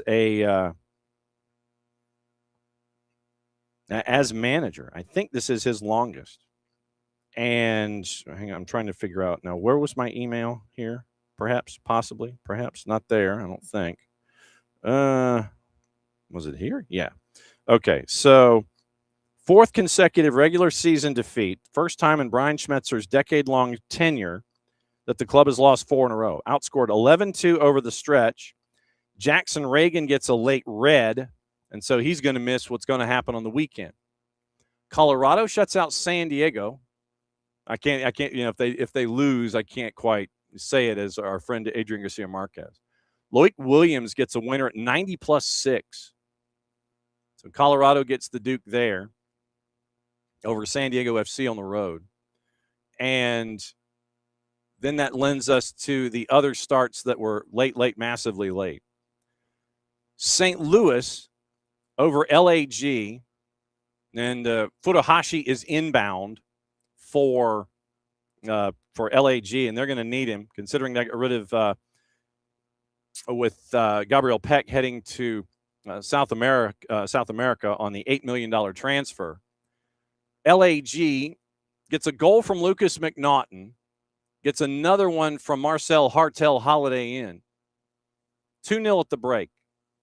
Garces gets a red card. I think it was a second yellow in the 49th. And yeah, so he gets a yellow at 45+2. Then he comes back early part of the second half, and he gets his second yellow. So from the 49th minute on, 41 minutes plus, LAG was playing with 10. You're not going to have Garces for the weekend. So St. Louis gets another goal in the second half. Simon Becher, he scores with about 20 to go, 3-1 all caps over LAG, and Elgersma scores in the 86th for the goal for Troy Elgersma scores. He'd been in for 12 minutes, gets the goal to make it 3-1 at that point, and that was your final. 3-1. St. Louis City with a big win on the road, taking out LAG. Like I said, I don't think they can wait for any longer for Furuhashi-san to come in to be a part of that offense there for Greg Vanney. LAFC over Real Salt Lake. That one was 3-1. Goal from Sun Young Min in the 11th. Denny Bouanga with the Ozzie Smith flip in the 40th. And then it was an own goal by DeAndre Yedlin. Cross was attempted from the right-hand side. I want to say just outside the 18. Yedlin is trying to slide. And as he's sliding, his angle, when the ball contacts him, goes straight through into the near post at 3-0. But we did have a moment for someone that we all know. And it happened late in the match. 3-0 at this point. Max and Dunny on the call on Apple TV. Piling up corner kicks. That has to be a goal. Sava, Engel, deflected it in. Real Salt Lake have their goal. They have a little time to make it interesting. They certainly deserve it with the pile-up of chances. Finally one breaks through. On 2 different occasions should have found the back of the net. Now it's Lucas Engel, takes it down really well with his chest. It's a deflection, smacks it with the laces of his left foot. But watching Kosei Tafari as he comes across, the redirect up into the upper left-hand corner, kills the spiderwebs. Nothing that Hugo Lloris can do, and RSL pulls one back in the 86th minute.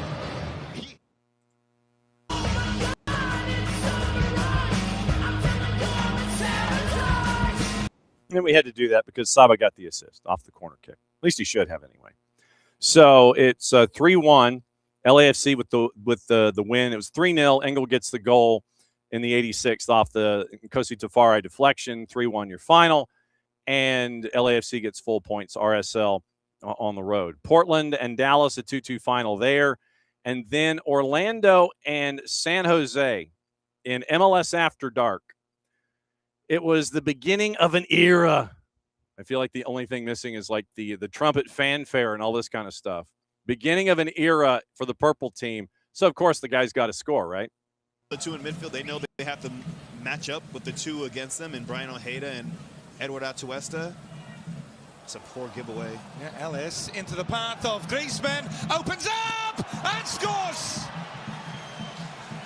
His first in Major League Soccer and a milestone career goal as well.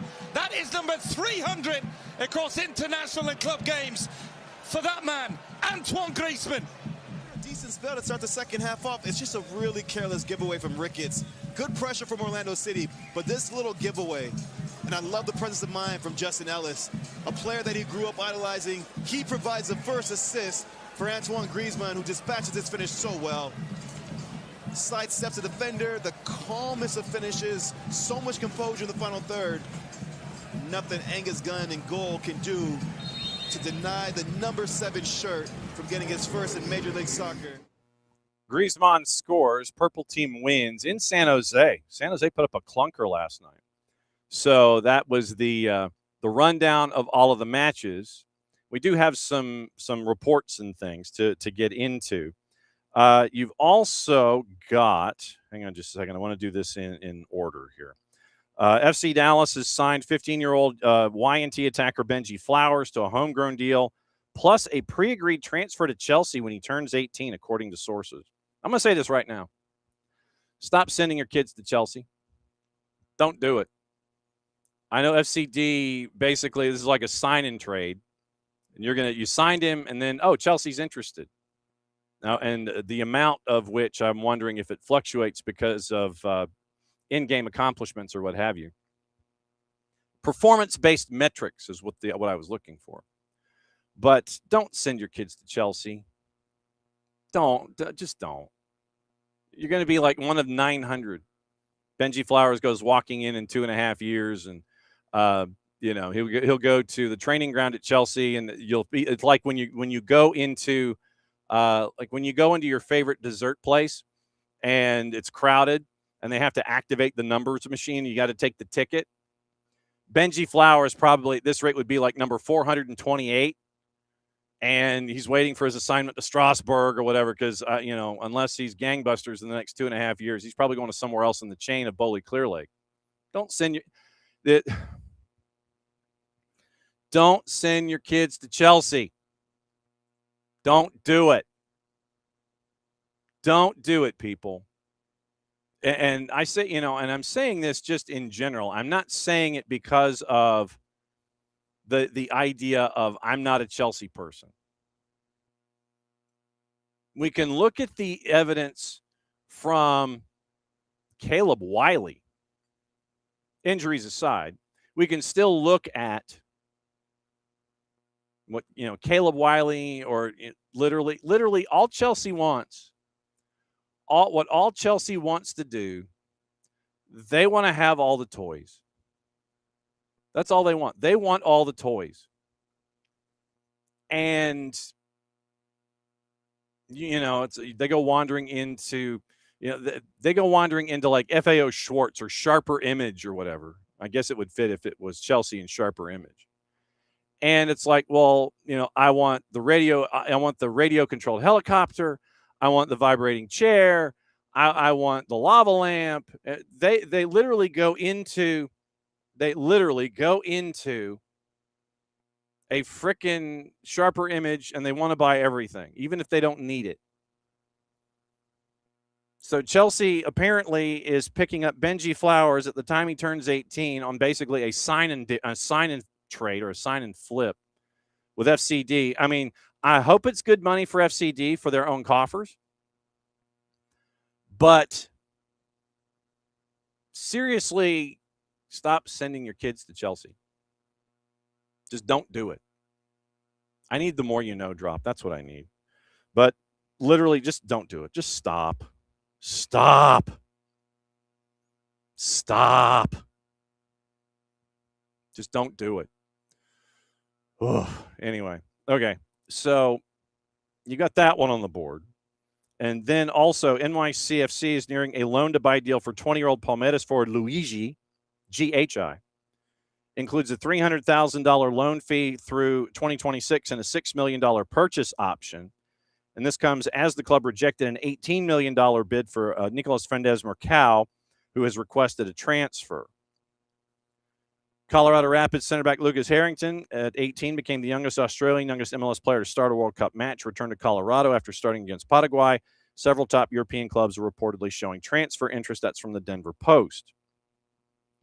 We mentioned Furuhashi and LAG, signing him on a non-DP deal from Birmingham City through the 30-31 season. 86 goals for Celtic, struggled in the championship, expected to replace the injured Joao Klaus as the big finisher there. We mentioned Griezmann scoring his first goal in his debut. Atuesta had 3 assists. Maxime Crépeau had 3 saves for the Purple team for their first league shutout since June. And I am going to get into the Casemiro situation with our buddy Niko Moreno. So here's the deal for Casemiro, if you missed it. So it was announced yesterday that Casemiro was signed, sealed, everything's cool. Yeah, we're booking and going, and everything's all right as rain with him and with Messi and friends. But then you get the notice yesterday at the time of the signing. You get this notice. Let me see if I can find where my Messi and friends notes are from yesterday. So that's the notes from the match. Casemiro. Okay, so, and this is literally the timing of the releases. I'm going to check the release time. So at 12:22 yesterday, we got a note from Major League Soccer. At 12:22, you also get a note from Inter Miami. And it might have been seconds or whatever, but the MLS communication actually came first in my inbox. Second note, Messi and friends signed Casemiro. Extension option, well, it's through the conclusion of the sprint season, extension option until June of 29. So it would be this season, sprint season, 27-28, extension option. Oh, so it would be through the sprint season, and then they can sit there and go, yeah, we want to extend the option for 27-28 and 28-29, pending receipt of his P1 visa. Comments from Jorge Mas, decorated career, 3, 6, 7 paragraphs. Casemiro picked up as a free through the sprint season conclusion. Extensions until June 29. So it's through this season, the sprint season, with options for 2 more. And in the transaction, it says, Inter Miami CF acquired Casemiro's discovery priority from the LA Galaxy. In the queue, I had to go back 1 email from Major League Soccer Communications. MLS is reviewing a tampering allegation against Inter Miami CF. League is gathering all relevant information. Will refrain from further comment until the review is complete. While Inter Miami CF and the LA Galaxy have reached a settlement for the discovery priority to sign Casemiro, the terms will be released upon conclusion of the tampering investigation. So, tampering alleged or investigated, tampering allegations against Inter Miami. And it was a complaint from the LAG. LAG had his discovery rights and were in active negotiations with him before he expressed a desire to join Miami.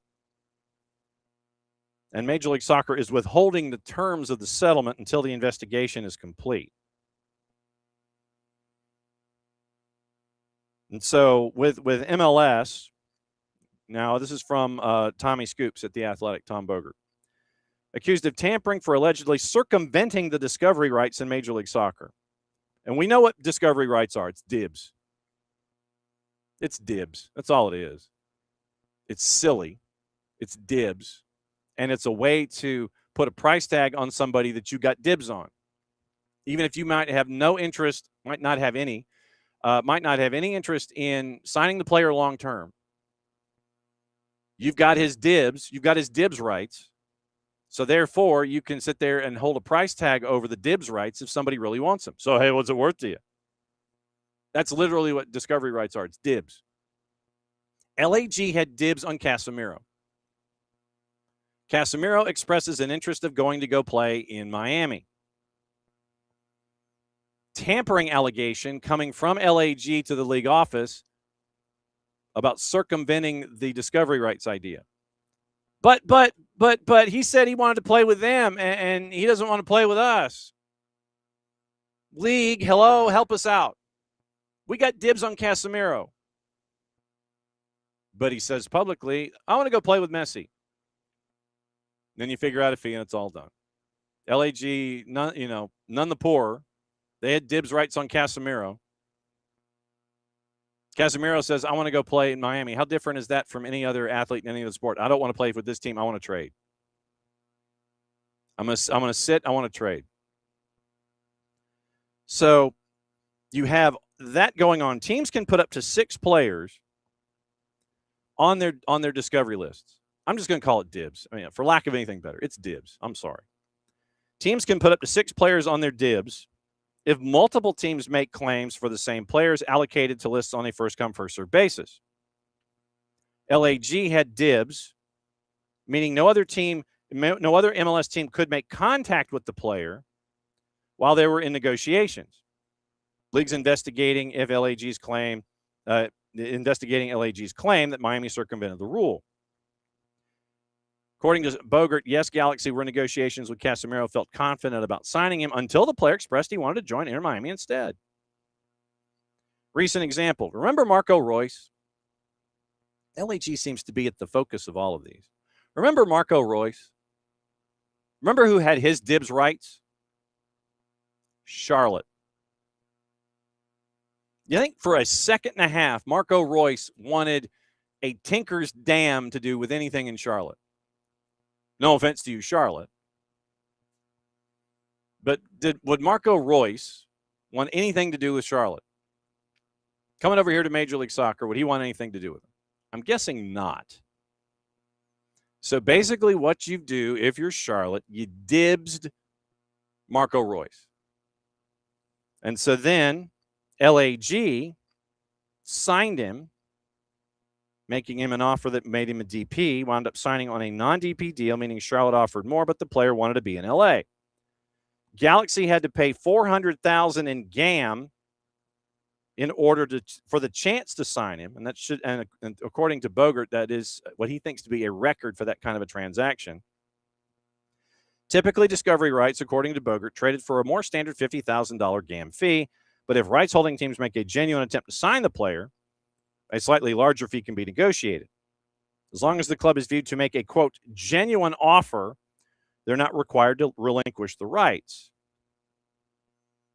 We do know that there has been a settlement between LAG and Messi and friends, reaching a settlement for the discovery priority to sign Casemiro. But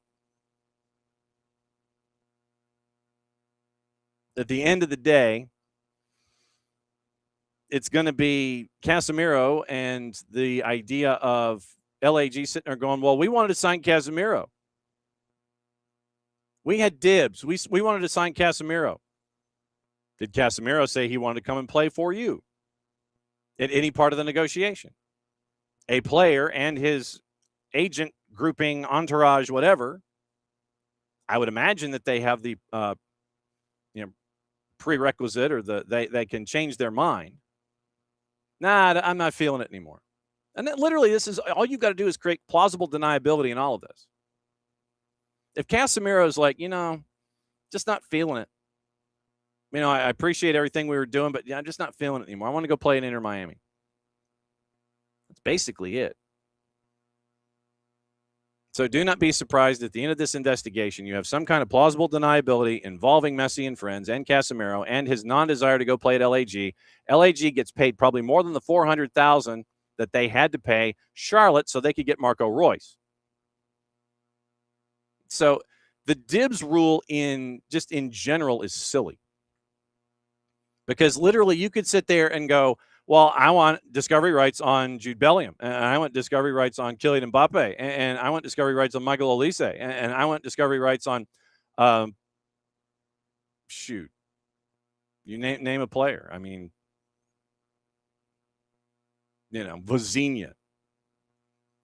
You could get dibs on any dudes as up to 6. You could get dibs on dudes.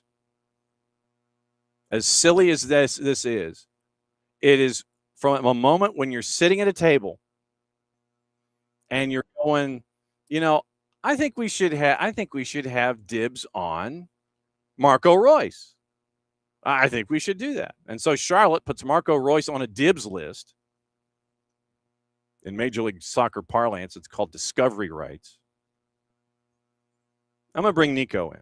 It's that time.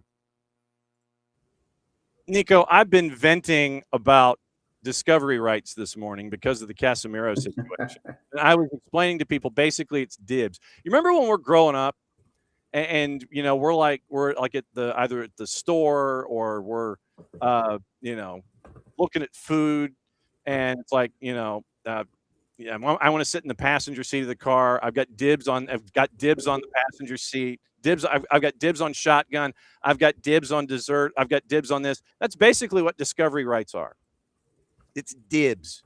And you have a situation with Casemiro where he is signed with Messi and friends after LAG had dibs on him. And now Major League Soccer is investigating the dibs and the possible subversion of the idea of discovery rights for Casemiro now that he signed with Inter Miami, that he was on the dibs list of LAG. It's a dumb rule. It's an old rule, and it's driving me crazy. And at the end of the day, it wouldn't surprise me if, look, LAG got a number.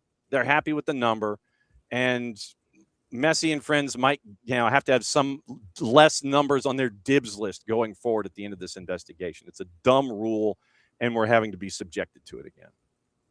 Hey, what's going on, John? Happy to be on, of course. I hear you. I hear your frustration for sure. Look, is it a dumb rule? Yes. Is it old, antiquated? Does it need to go? There's a very good argument to be had that it is.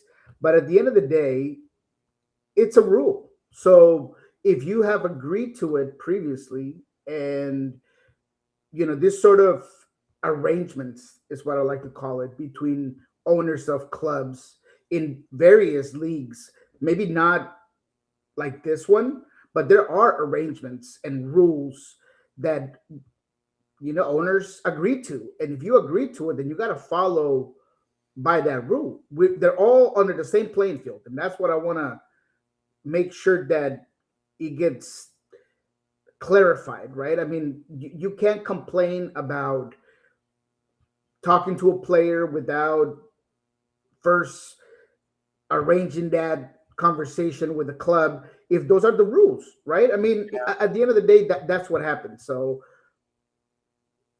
I don't love it. I really think that there's a lot of rules in MLS actually that need to go and that need to be modernized, simplified. But don't give me a pity party. Don't cry about it.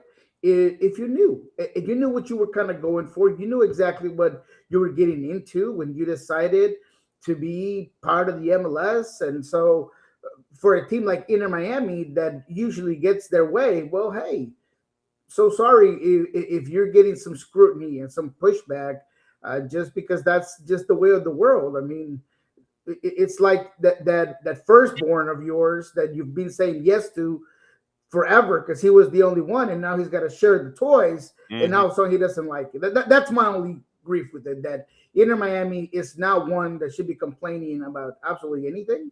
I understand why people don't love the rule, and it is a dumb rule. Yeah, and I mean, literally, if Casemiro at the end of the day, he's dibsed out to LAG, and he's like, I'm not feeling it. I'm not feeling it, fam. And then something magically happens where, or you sit there and you say, and we've seen it in contract negotiations before, hey, yeah, I want to go play with Inter Miami. All LAG's got to do is sit there and go, yeah, okay, cool. And then charge, out the yin yang to Inter Miami, and they'll pay the fee, and Casemiro goes over anyway. So if there's plausible deniability at the end of the day, LAG is going to get a massive number, and that to me, it's just this whole thing drives me nuts because dibs is dumb. And honestly, if a guy says I don't want to negotiate anymore, I don't want to be here, then just let it go and let it happen. And just the arcane nature of the rule is just what's killing me here. Yeah, for sure. But I mean, I know.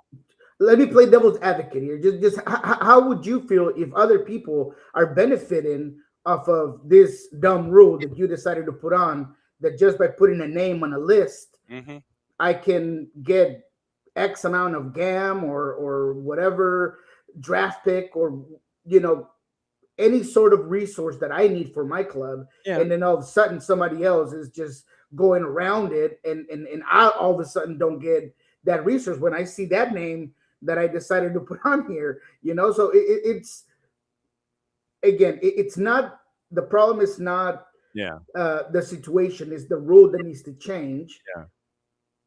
And that's all. I mean, MLS slowly needs to start getting away from all of this, their own mythology on how to run things, because it does make things complicated. And I think all owners need to go back to the drawing board and say, look, how can we make this better? How can we come up with another funny arrangement that we all feel like we are happy with, and move past it? Yeah. Speaking of moving past it, first time ever in Brian Schmetzer's tenure, 4 losses in a row. And obviously, last week we had to kind of keep an eye on Jordan Morris and his injury situation and schedule compression and injuries on the whole. And now it looks like Jordan's out for a month. And you throw up a clunker in Texas last night for the 4th straight loss. What is the is everybody gripping? What's the vibe with 4 losses in a row now? It's not just the 4 losses, John. It's a team that seems to be on a slight free fall. A group that at one point we were praising for their high floor and their depth, next man up mentality, and all of a sudden that's starting to look dull, and that's starting to not look as deep as you once thought, or talented, or able to just be resilient, as this team has been called before. So it is concerning, because it's not just one thing. The team started playing some really good defense, grinding out some games this season. That's no longer the case. I mean, the team has given up, right? I mean, a absorbent amount of goals off of the last 4 games, right? So it's not the defense. Offensively, they have not been able to put things together. Your DPs, or not even DPs, your most important players are not performing to that top level. You have some DPs that are even unavailable. And now the Jordan Morris situation compounds a problem that now front office needs to figure out, how do they move away from? How do they fix it, right? Because once you look at Jordan Morris, someone who I appreciate, who I've been an advocate for, who's been a pillar of success of this team, the young homegrown talent, the hometown kid that everyone loves, top scorer of all time, all accolades and flowers need to go to him. But now at his age, with his injury history, I understand fans running out of patience. And I just think that some harsh decisions need to be made, right? We heard from Brian Schmetzer after the beatdown, the embarrassing performance against the Portland Timbers, where he said, look, I'm not even shaving, I'm not eating, that really hurt me. And now it was another performance where the team, they showed more fight. They did. They started that game off at least with the right intensity, or at least they got into that game. They were able to equalize. I thought that they were a lot more true to their identity than they were, obviously, against the Timbers. But then it all unravels there at the end, and you're unable to play 90. And it's very simple mistakes. And once again, does that call for issues with depth? Because you bring in Paul Arriola, you bring Kalani Kasarienzi, and look, Paul Arriola is culpable for 2 of those goals, including the one where he has a negligent pass that gets picked up in your own third.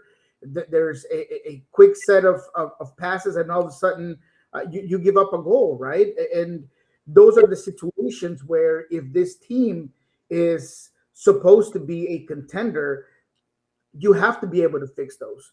And you find yourself in a situation where you don't even know if there's going to be big time reinforcements that are going to be coming to this team. Now, I think that there will be at least one acquisition.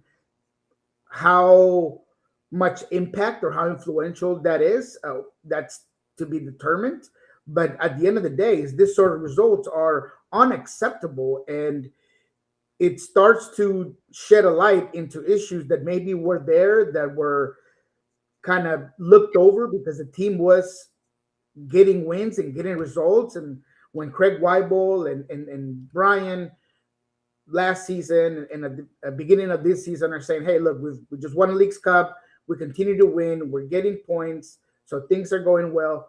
When those results are not going your way, then you are open market to be criticized in that fashion. So it's really a difficult moment for the organization. I think that the group is beat down, and they have another away game against Philadelphia.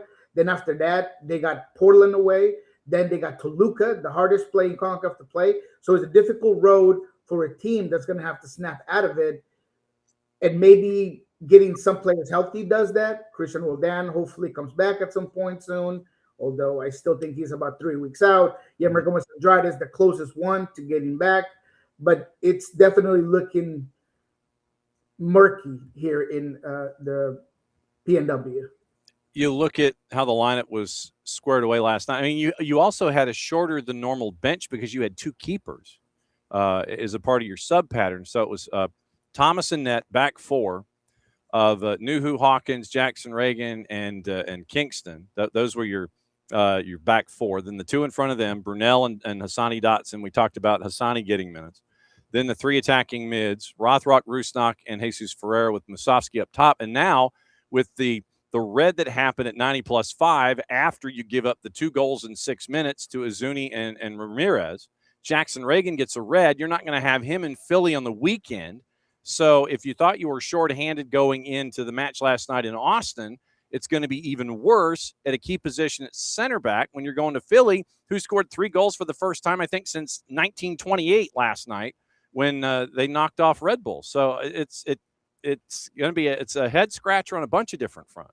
And the crazy part is that all these teams are, mid-table teams at best that you're losing to, interim head coaches, which, yes, I know you get the new coach bump and all this, that, and the other, but the issue is not the opposition. The issue is the Sounders and rooted problems that need to be taken out, like weeds on your yard.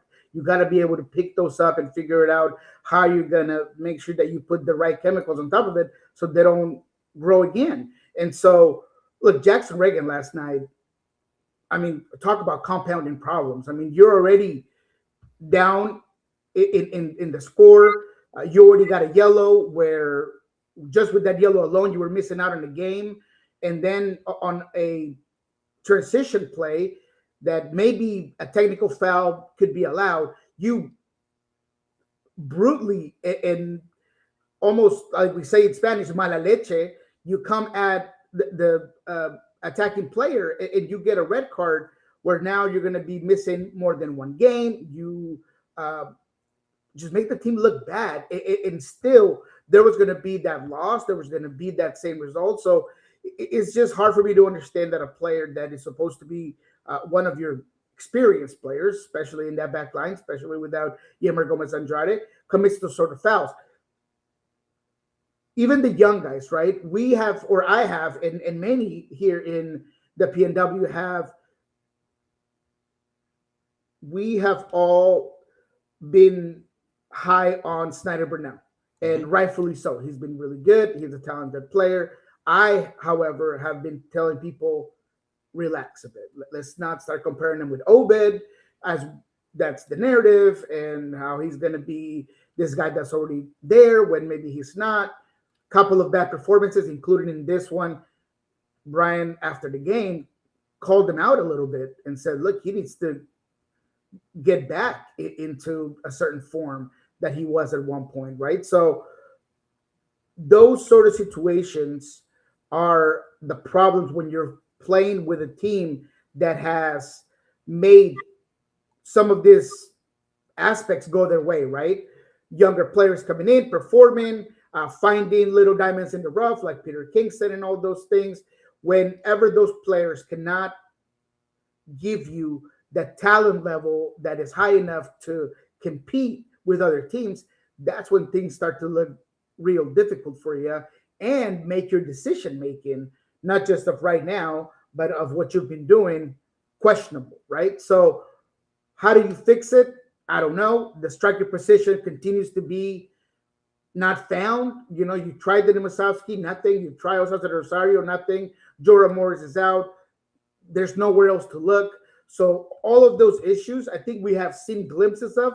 But now, when this sort of scandalous results come about, it just makes things look even worse. So yes, it's a situation where Brian's going to have to figure something out, where the front office is going to have to figure out, or people are going to start getting let go. I mean, right now there are a ton of fans that are so upset that they're just looking for harsh decisions, whether it's at the coaching level, whether it's, you know, at the GM level. I mean, the fan base is extremely frustrated with the situation.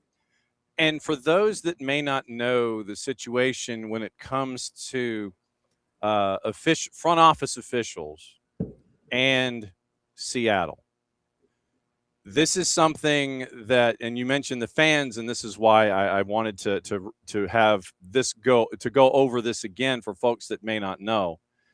This is a decision that front office appointments and renewals and things, they are up to the all hands general meeting of all of the stakeholders there. This is a public decision that is endorsed one way or the other. So for those that do not remember or have not remembered what this process is that you got to be making all the right decisions to keep your job, because you got a lot of fans who are active in this process to determine whether or not you get to keep your job.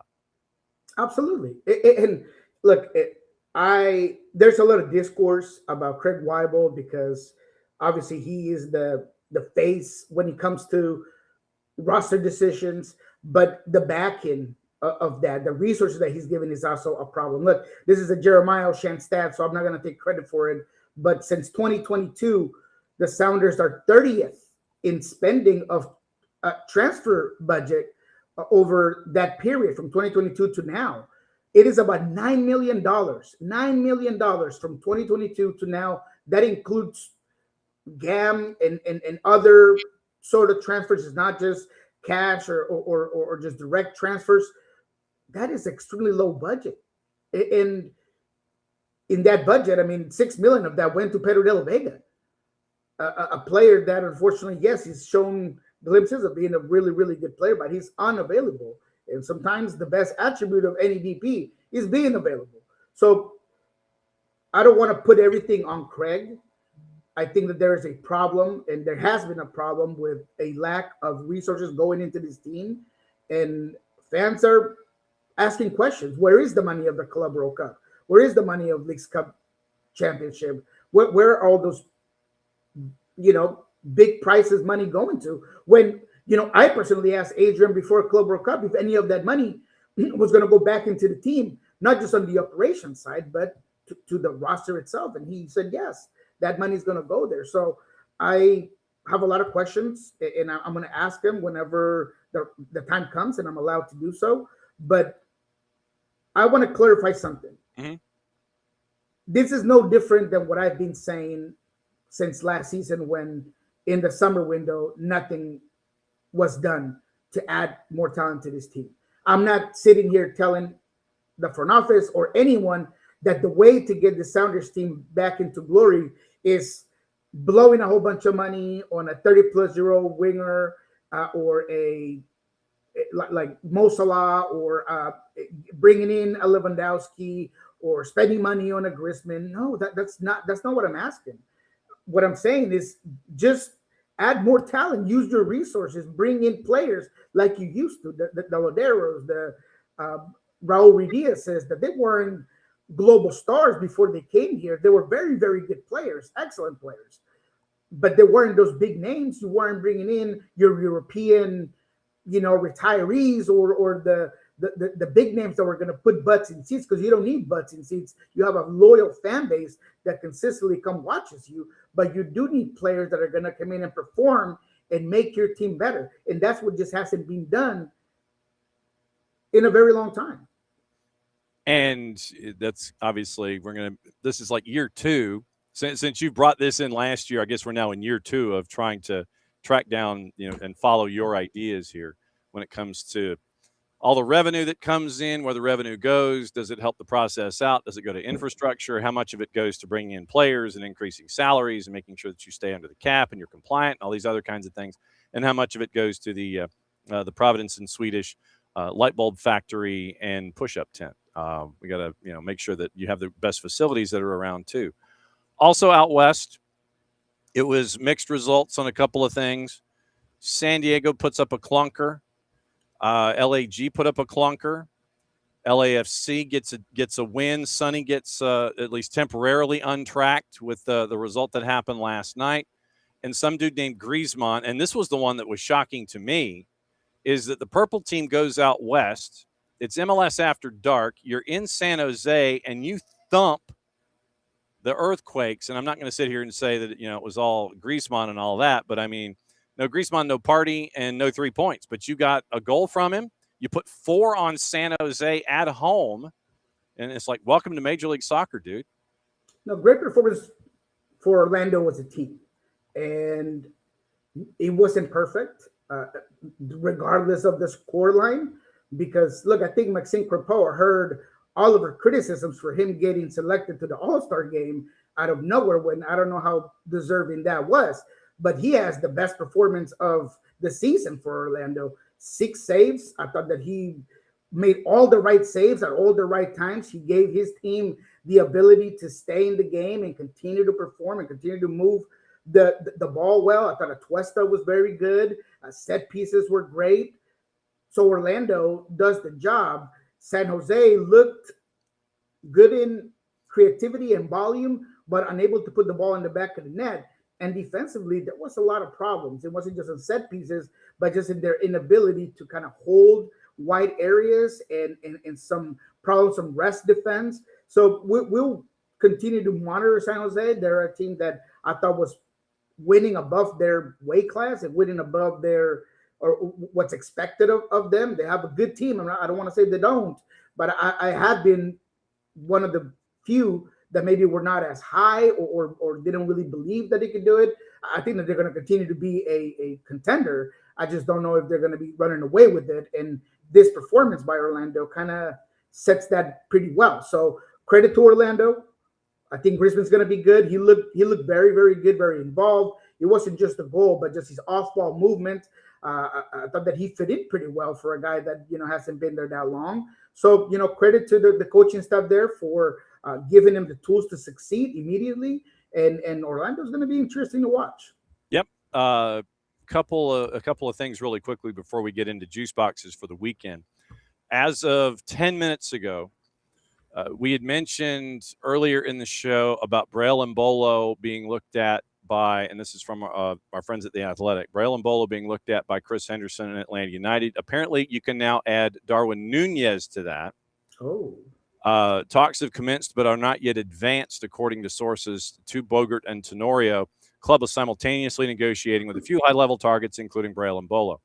Atlanta, and they mentioned financial power. They're talking about Latte Lot. Nunez is departing Al Hilal this summer after being left out of the squad when the team signed Karim Benzema. Saudi Arabian clubs can only register 8 foreign players. Nunez was dropped from the roster when Benzema signed.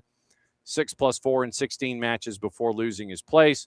Appearances with Uruguay at the World Cup this summer, his first competitive action since February. Previously featured for Liverpool, joining the club in 22 from Benfica for a fee worth about $90 million. Won a league title in England, 25 and 16, 95 Premier League appearances. And Bolo, currently with Rennes, featured for Switzerland. And he has 92 caps, 26 goals for his country. Ben Jacobs, we mentioned Ben Jacobs and his report on Mbolo, but apparently you can add, according to The Athletic, Darwin Nunez to the mix for Atlanta United. So Chris Henderson is not sitting on his hands now that the window is open, as the kids say. And I trust Chris Henderson more than just about anyone because I've had the pleasure of knowing him for a very long time. But I do hope that having a infinitive budget and a wide open blank checkbook right next to you to do with it as you please does not keep him away from doing what he did so well here with the Sounders, which is looking at guys' intangibles and making sure that they fit into the locker room and that they fit the league and the system. Because I don't need to tell you, John, or your fan base how things haven't really worked out, spending $20 million or plus when it comes to just bringing in players. Mm-hmm. Darwin Nunez is a guy that in the locker room, he doesn't have Raven reviews. And how does that work? I mean, he's a very talented player, but after I saw him jump into the crowd to punch Colombian fans in Charlotte in Copa America a couple of years ago, I don't know. He's a guy that I lost a lot of respect for. So we'll see. I mean, hopefully he come in and perform if that is the case. Mbolo is a really good one as well. So Atlanta just trying to get better after, last night they fought back and they rescued a point in Charlotte that, they needed pretty badly. But they continue to be a team that is a hard watch. I'm not going to lie to you, I end up fast forwarding through some of that game last night as I was trying to get to the LAFC game. That's the one I really wanted to pay attention to, as well as the Portland-Dallas, because I wanted to see the Santi Moreno going back to Portland game.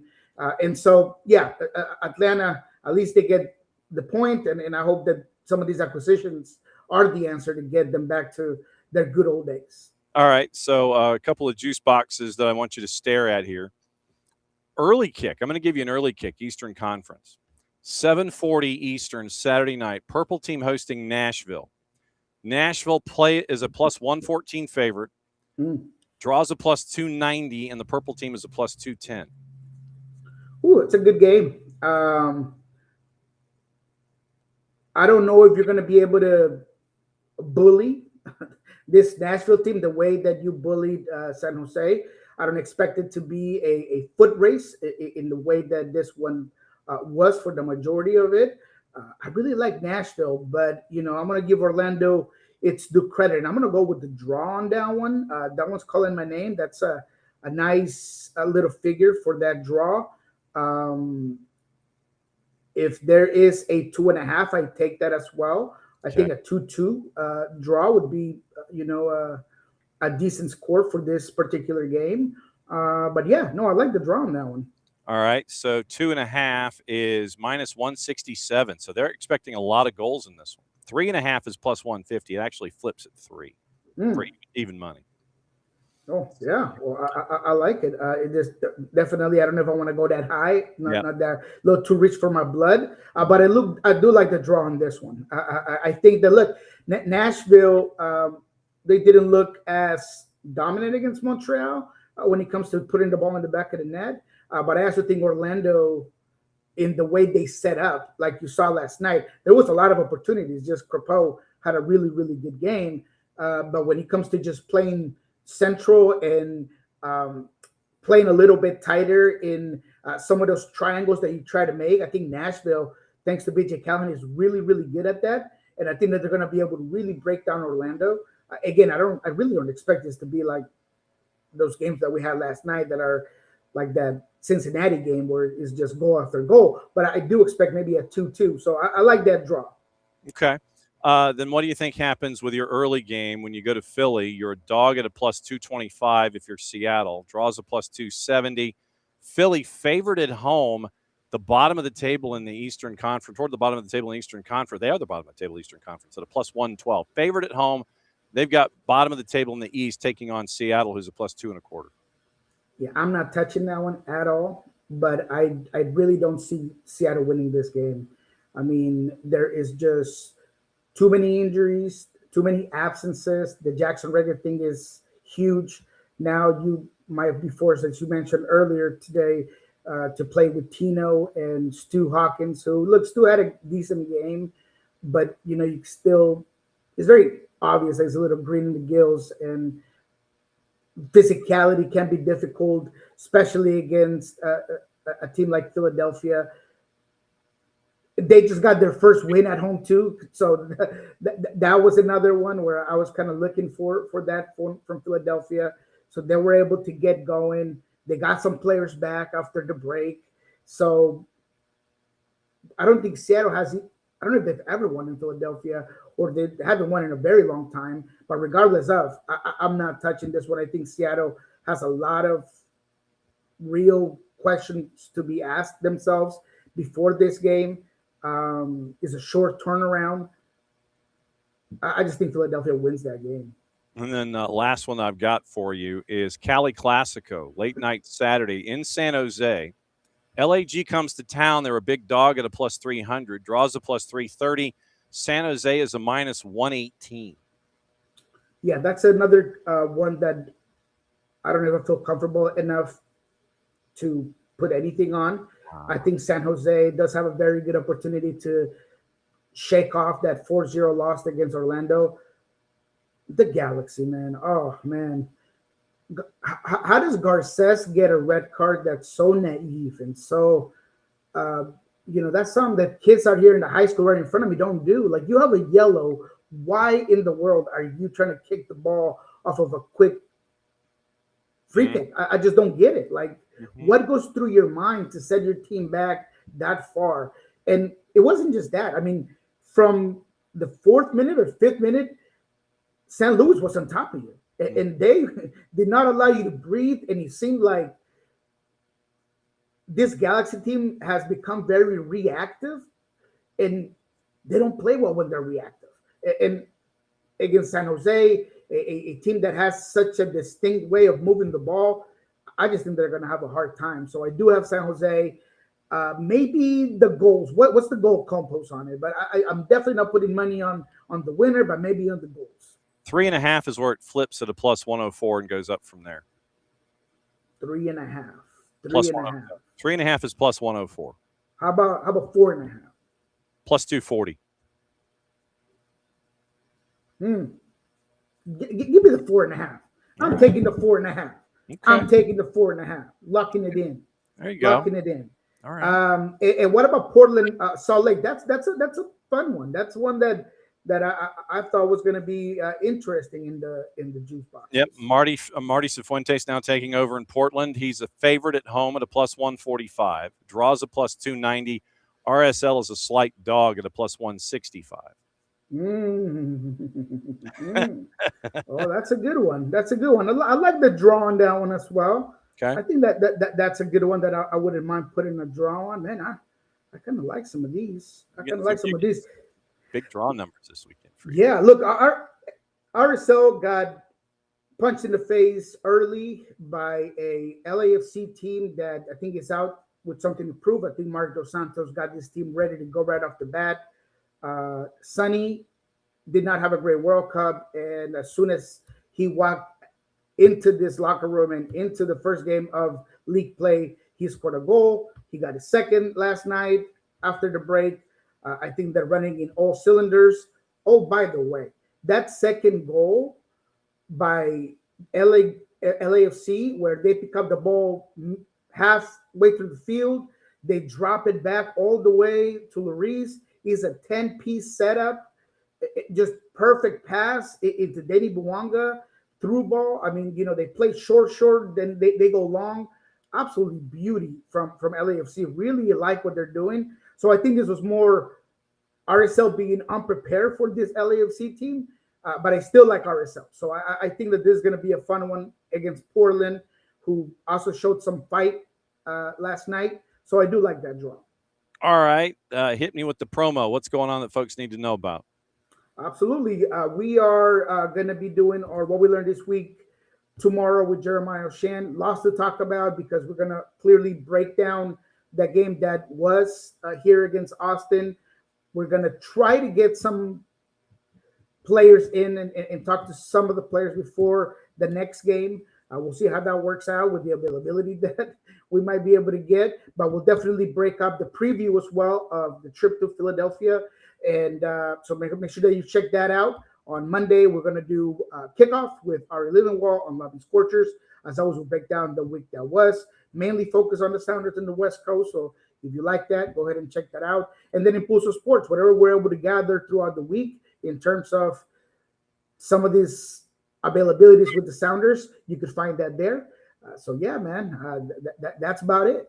As always, my friend, it's great to see you here on Thursdays as you're repping the Palouse as you always do. And we will catch up with you after a very, very busy week and a weekend. See you in 167 and a half hours. We'll see you in a bit. I got you, big man. Take it easy. Right. Thank you. There he goes. Niko Moreno, Pulso Sports, Sounder at Heart. And that's the rundown. A couple of other things. We're going to check our sources one final time before we get out of here. Check all the gossip, rumor, and innuendo. What to watch, where to watch it, how to watch it. Remember, Sudamericana again tonight, I think. I'll double check it. But looks like, according to Tom Bogert, the Revs are nearing a deal to sign Jack Harrison from Leeds United. He's going to join as a DP. 219 appearances for Leeds, 29 years old, spent the second half of last year on loan at Fiorentina. And involving Atlanta United, we got a little bit of this.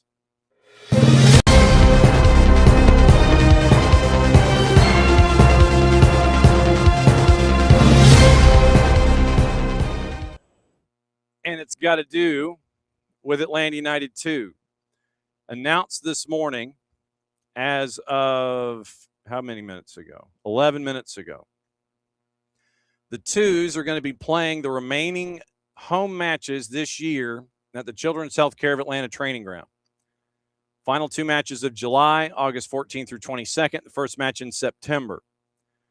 So, with that announcement, the first match this Sunday, 11 a.m., closed to the public, but it's going to remain available to watch on broadcast. You can also hopefully listen to it on SDH. We're going to try and figure out how if we can be a part of that on Sunday morning. Maddie and I will be up there. We'll just figure out what the dynamics are. After that, on July 26th, all future matches open to the public, no charge. Fans required to display a valid ticket upon entry. Tickets are limited, first come, first served basis, following the Ticketmaster link on the Twos website. Parking for ticketed matches off-site. More information announced soon. Entry into the facility conditional upon adherence to the Mercedes-Benz Stadium bag policy and list of prohibited items. And all matches, once again, remaining on One Football, MLS Next Pro YouTube channel, and matches open to the media, etc. Remaining matches in 26 for Atlanta United 2's MLS Next Pro regular season schedule. The 26th, Sunday morning at 11. Then Friday the 31st at 4. Friday, August 14th at 4 o'clock. Tuesday, 11 a.m., August the 18th.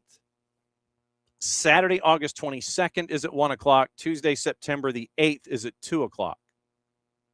And then they have the 4 road games that are left on the schedule. So I've got to print this out so I can be as up-to-date as I can. But, so your start times, once again, for the Twos, it's going to be 11 o'clock this Sunday morning.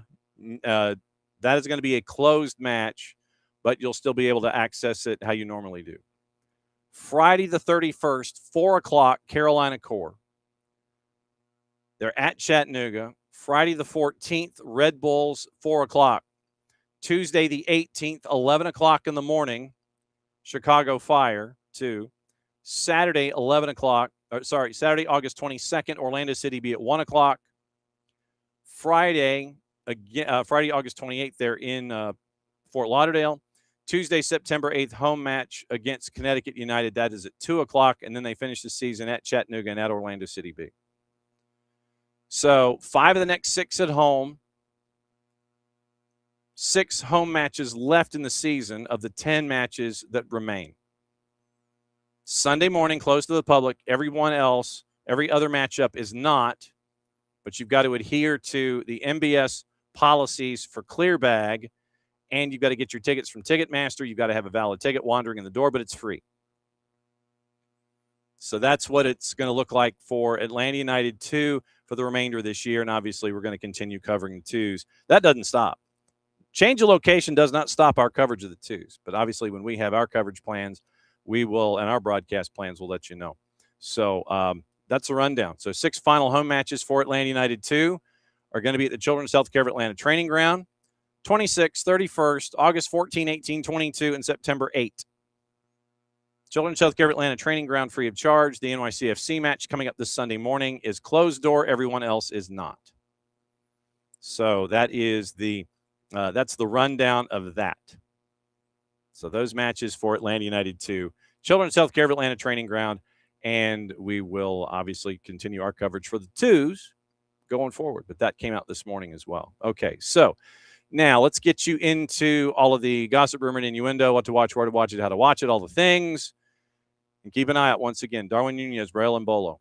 Those were released this morning by a combination of Ben Jacobs and Tom Bogert and Paul Tenorio. So keep an eye out on all of that. Now, once again, all of the other things that are attached to everything this day. Let's get into the soccering here. Get into the transfers. Apparently, the German national team infrastructure is calling a briefing amid the Klopp coaching reports. Barcelona has signed Karim Adeyemi from Dortmund. Real Madrid still is looking for Rodri. Garnacho has joined Villa on loan. That came out about an hour ago. The video is there to prove it. It's in black and white, and it's very, very stylish.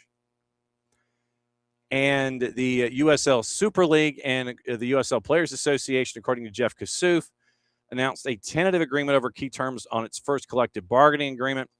Agreement would give players of First Division Women's League standardized rights for the first time since launching back in 24, including minimum salaries that start at $37,200, housing benefits, and fully covered insurance premiums. Amanda Vandevort told ESPN, I think it's a defining moment in the history of the Gamebridge Super League, a reflection of a shared commitment between the league and our players to build a stronger future together. Many of the key points, mirroring rights that have also been established for players in the NWSL's most recent CBA, including consent to all transfers, which is not universally mandated. In the USL Men's Leagues, the Championship, and League One, freedom of player movement was the principle behind the Super League decision to forego player drafts when it launched. That decision predated the NWSL's position. Term of the USL's tentative agreement, 5.5 years through the end of 2031, and that would be the Women's World Cup as your deadline. Still has to be ratified by the players in the league, and you have the 8 teams after Spokane Zephyr folded. Group licensing rights for NIL. Housing benefits include 50% of the fair market value of a 2-bedroom apartment for players, plus 100% premiums coverage of health, vision, and dental. By comparison, USL proposed minimum salary higher than the floor set by the NWSL in the first year of its original CBA, which was ratified 4 years ago.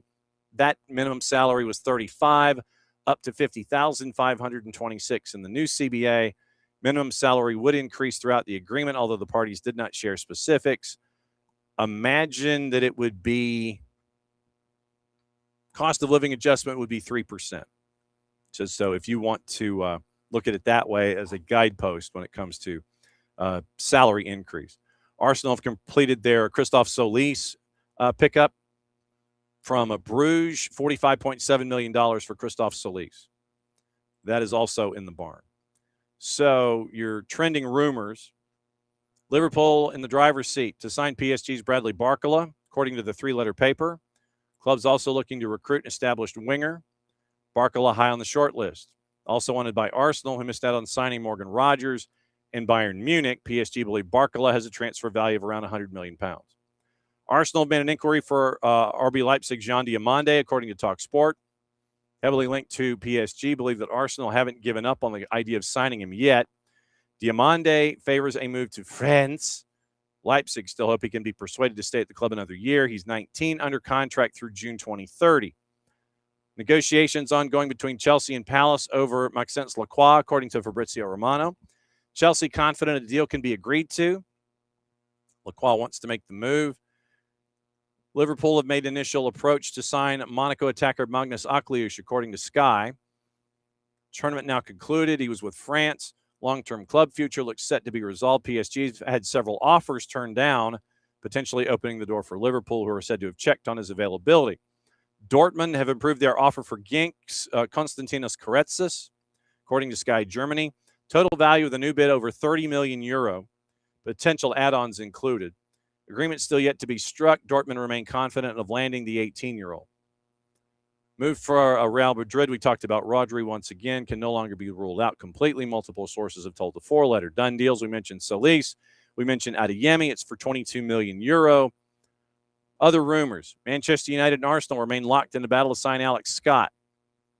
Newcastle, Everton, Spurs also keen. Daily Mirror. Athletic, Fulham are in talks to sign Real Madrid striker Gonzalo Garcia, who's worked with Alvaro Arbeloa previously. Express, Bruno Fernandes, set to pledge his future to the club upon his return from summer break. Talks between the two parties are ongoing. Team talk, Arsenal willing to entertain offers for Martin Odegaard. Transfer asking price around £75 million. Telegraph, Besiktas are trying to sign Newcastle midfielder Joe Willock. Sorry, Alex. Entering the final year of his deal on Tyneside. Foot Mercato, Roma have contacted Chelsea about the availability of Axel Disasi. Blues willing to let him leave the club for 20 million euro this summer. Nicolas Shearer, Manchester City, ready to offer Lille 90 million euro for Ayub Bouadi, having already agreed to personal terms. Sky Germany, Leverkusen have struck an agreement to sign Hoffenheim right back Luca Erlein for 2 million euro in bonuses. River Plate have booked a medical for Angel Correa. 17 million euro package agreed with Tigres. Lyon have tabled a 3.5 million euro deal for Stoke City winger Bai Jun-ho. Championship club are looking for closer to 6. That's from Foot Mercato. Now, what to watch, where to watch it, how to watch it.